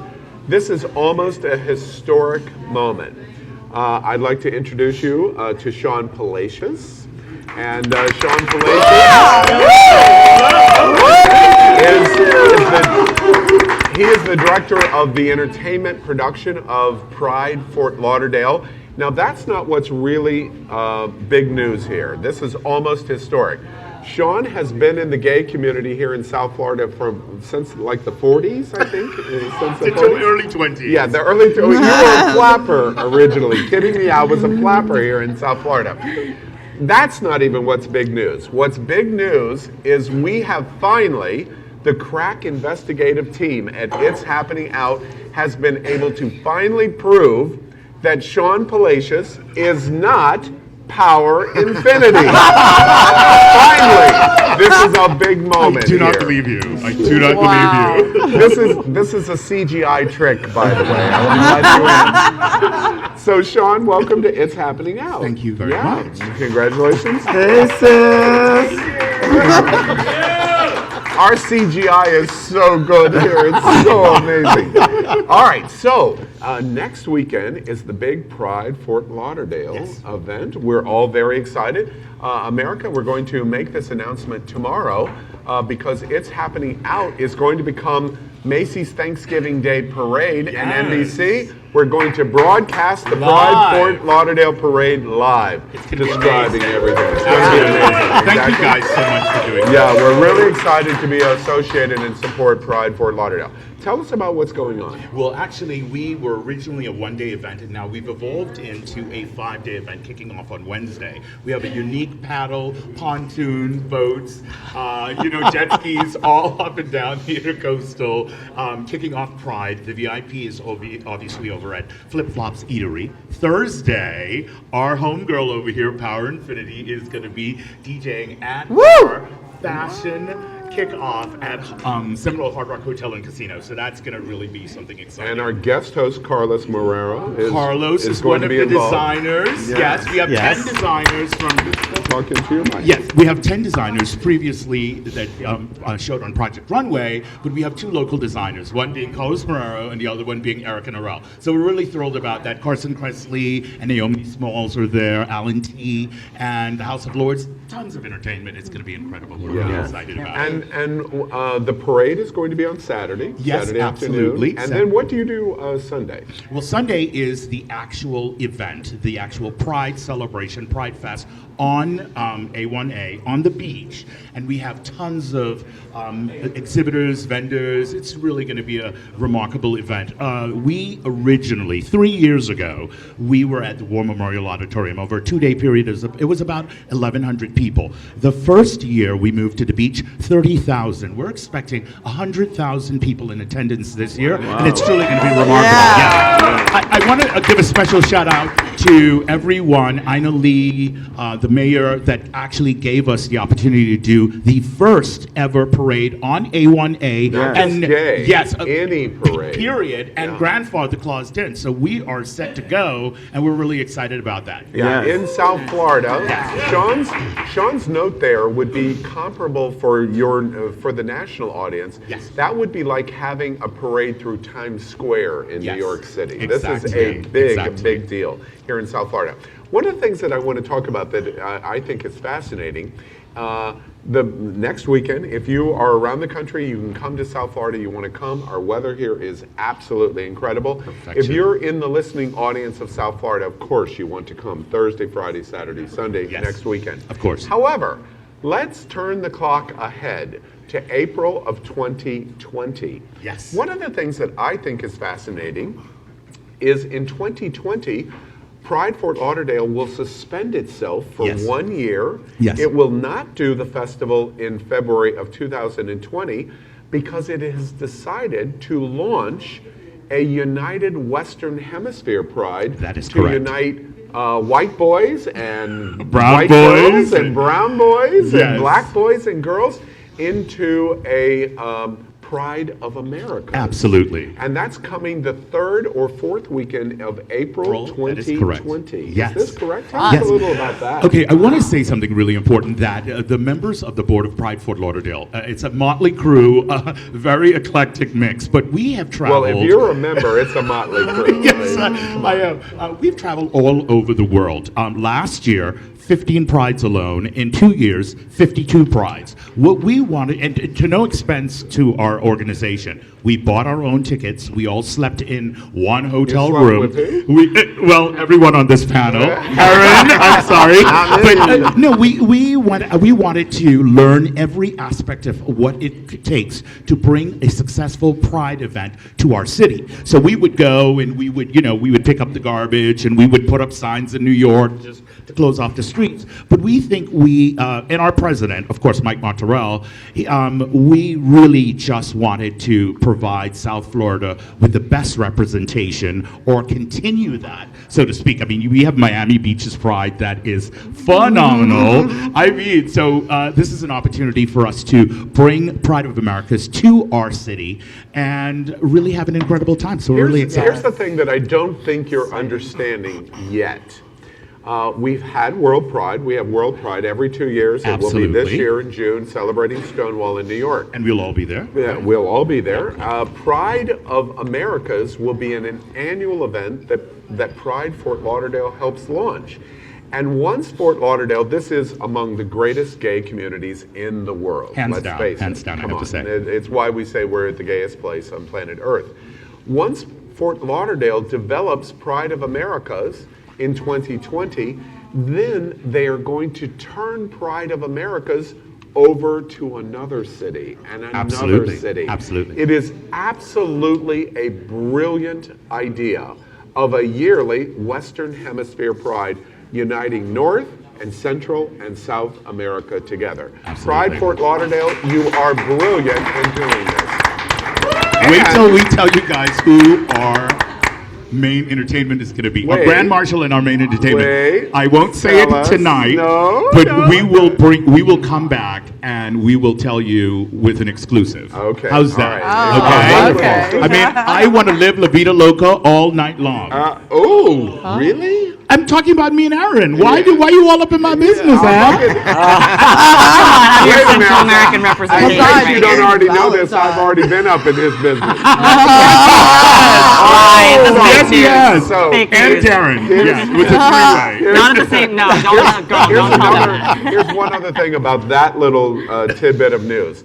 We are going to announce shortly that It's Happening Out will develop, along with Pride Fort Lauderdale, the Pride of America's package, where you will be able to travel from all over the Western Hemisphere to Fort Lauderdale with an all-inclusive package that includes accommodations, parties, the parade, all kinds of special events. Human rights conferences. The Human Rights Conference, all incorporated in one turnkey opportunity to make it outstanding.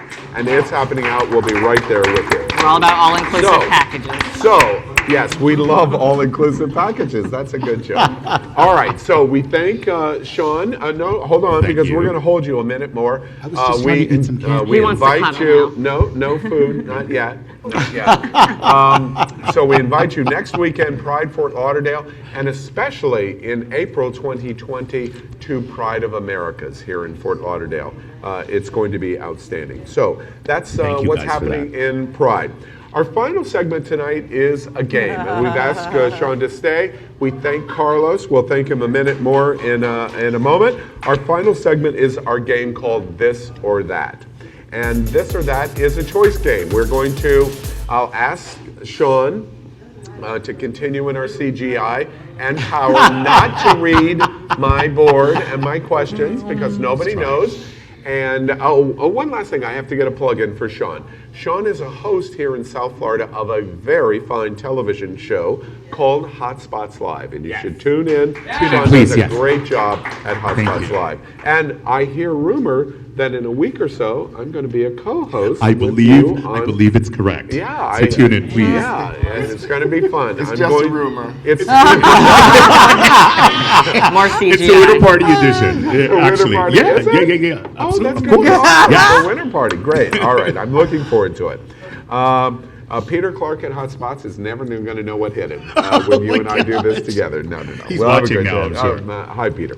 Okay, all right. Let's play This or That.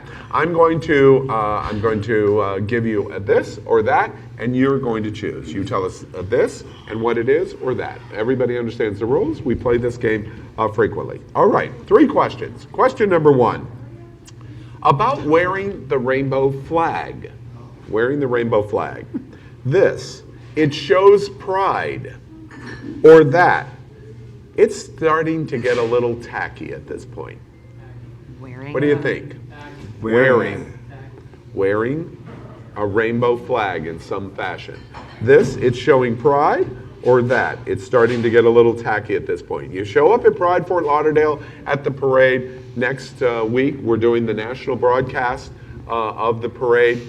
It shows pride, or it's a little tacky at this point? I What do you said it think? shows pride. Wear your rainbows, wear your rhinestones, wear your glitter, your sequins, bring it all. This is what we're about. You're a this. What else? I'm a this too. I think it builds unity. It's commonality and community. Okay, this or that? I'm always going to be a this. I think that anytime you wear a pride flag or a pride anything, More power to you, honey. Okay, and Josie, what do you Yeah, think? I mean, I'm always of this, even though you can tell that I'm gay and I wear my pride all the time. Wait a minute, you're gay? Yeah. So you're into men too? Like the rest of us? Wait, is that not how it works? Oh God, we're gonna have to get into that conversation later. That's a okay. segment. Wait, I Yeah, gotta write that down. I know. But totally this, you know, visibility. Let the world know we're here, we're queer, and we're not going anywhere. And we're not going anywhere. Exactly. All right. Now our Pride Fort Lauderdale guy, this or that? I think it's definitely a this. I'm originally from the Bahamas. Our country is, you know, it's not as embracing or receiving to the homosexual lifestyle. So of course, I want everyone to represent themselves and, you know, display the pride colors quite boldly. You know that statement about you being Bohemian and talking about receiving. Yes. Which Al hears what he wants to hear. I think I'll stop. Question number 2, this or that? Monogamous relationships, they are this. A beautiful thing when two people love and share. Or that, they're a thing of the past. It's Valentine's Day. Monogamous I relationships. thought loving and sharing was the opposite of monogamous. All right. Don't you this love and or share that? when you're non-monogamous? This beautiful thing when two people love and share together, or that. It's a thing of the past. It's old-fashioned. This.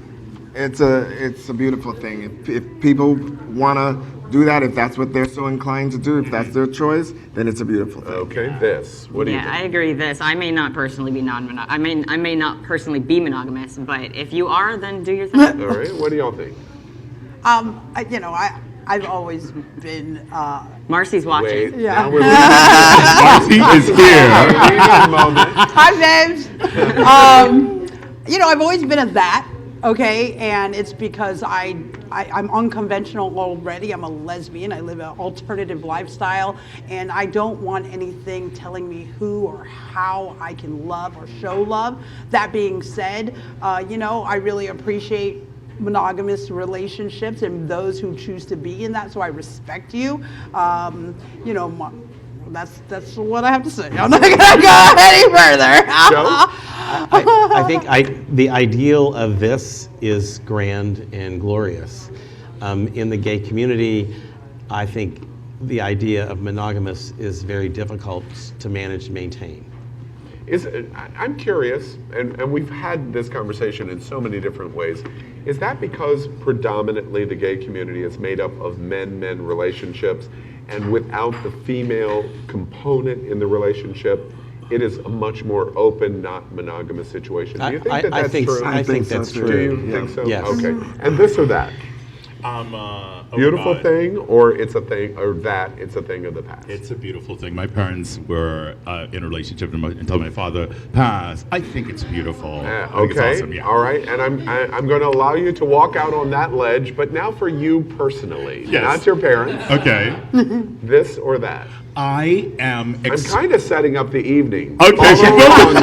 Follow along. No, I mean, the truth is, I am, you know, I'm healthy sexual, and I'm not in a relationship, so I can, you know. Single and you can mingle. Yes, I can but carry. If you were in a That's my in question. a relationship, Thank you. would you be? See, this is how preferring to good be our traditional? CGI is. We're asking each other the same question. If no one is watching, I would try to get away with it as much as I possibly could. I'm just saying. I'm just saying. Thank you, it's Power. also about, like- Thank you, Power, for telling the truth. It's also about ownership. Like I'm in a relationship with someone. I don't want them to ever feel, and I don't ever want to be told that someone owns me. We don't own each other. This is a choice to be in a relationship. I wake up every morning. I tell my wife, I love you. I choose you. I choose you every day, every moment. I choose you. You know, I read a very good article in like the last 2 months talking about gay marriage. And one of the projections of the article was that it hasn't hit the gay community yet. Even in the around 5 years that the topic has really congealed, that it hasn't hit us yet in that we really don't understand what we wanted and what we got. That we lived and were raised in an environment where marriage was not possible, then marriage became possible, then we all wanted marriage, and that it's going to take a lot more time for us to realize, wait, men especially in relationship may or may not have wanted what we ultimately got. I don't think But the straight only time community is wanted going what to they be. got out of Well, marriage. Yeah. Honestly, I'm being very real talk. there. I'm being very real there. There are how many straight couples do we know who have been married for 30, 40, 50 years but have been cheating on each other, or at least the man has been cheating, usually stereotypically, for as long? Yeah. I mean, it's just a matter of I think we're a little more open in the gay community because we are more open with ourselves in general when it comes to sexuality. But I would rather us have the option of not wanting it than not have that option at all. Exactly. So when it's all said and done, That's a terrific observation. Yeah. So when it's all said and done, I'm glad that we have it, even if we have to regret it. Right. Okay. Final question of this or that, and this one's kind of heavy. This or that. A year after the Parkland shooting, America has changed. That we as a country have learned nothing. We've learned nothing.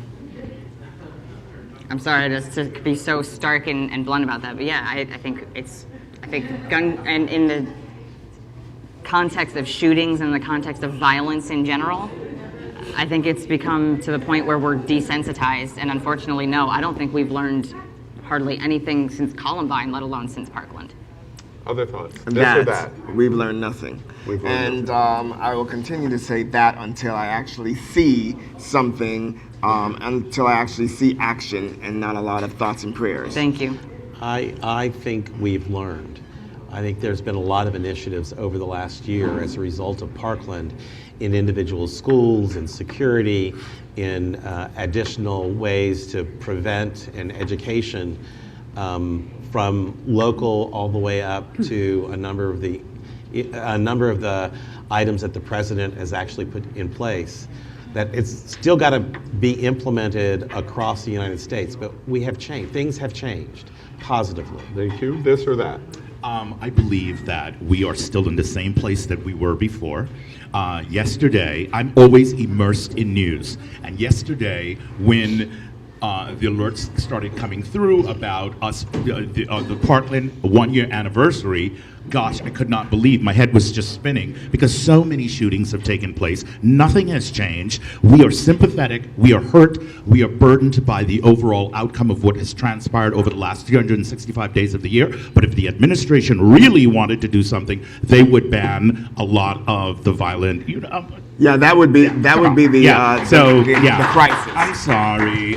We've not done. We've not evolved. And I'm gonna say that if we have learned anything, we're not showing it. No. Our lawmakers are not speaking out. It takes a group of young people who were victim to this shooting to come out and rally the troops. And even with them jumping in and speaking out and being brave and courageous, I'm sorry, but it seems like it's falling on deaf ears. Mm-hmm. And if you're listening, I mean, it's kind of, the proof is in the pudding. So where are we going with this? Yeah, but the proof is not, as so many here are inferring, it is not simply banning guns. That is not. No, none of us. That is not the source. None of But us that said is that a was lot of the what only- was that was a simple. Nobody's saying it's a simple solution. Just like nobody's saying that a wall is a simple solution Right, either. exactly. Our question here is: has America changed, or have we not? And that's the function. The one thing that I want to say on the subject is, as many people in America know, I was fundamentally changed by Pulse. Mm-hmm. I spoke on hundreds of television shows. A very close friend of mine, one of the most famous people connected with the murders at Pulse, Eddie Sotomayor, he fundamentally changed my life. The Pulse shooting and the loss of my friend Eddie. We watched Cuba, and that's who I think of because he opened Cuba to the gay community.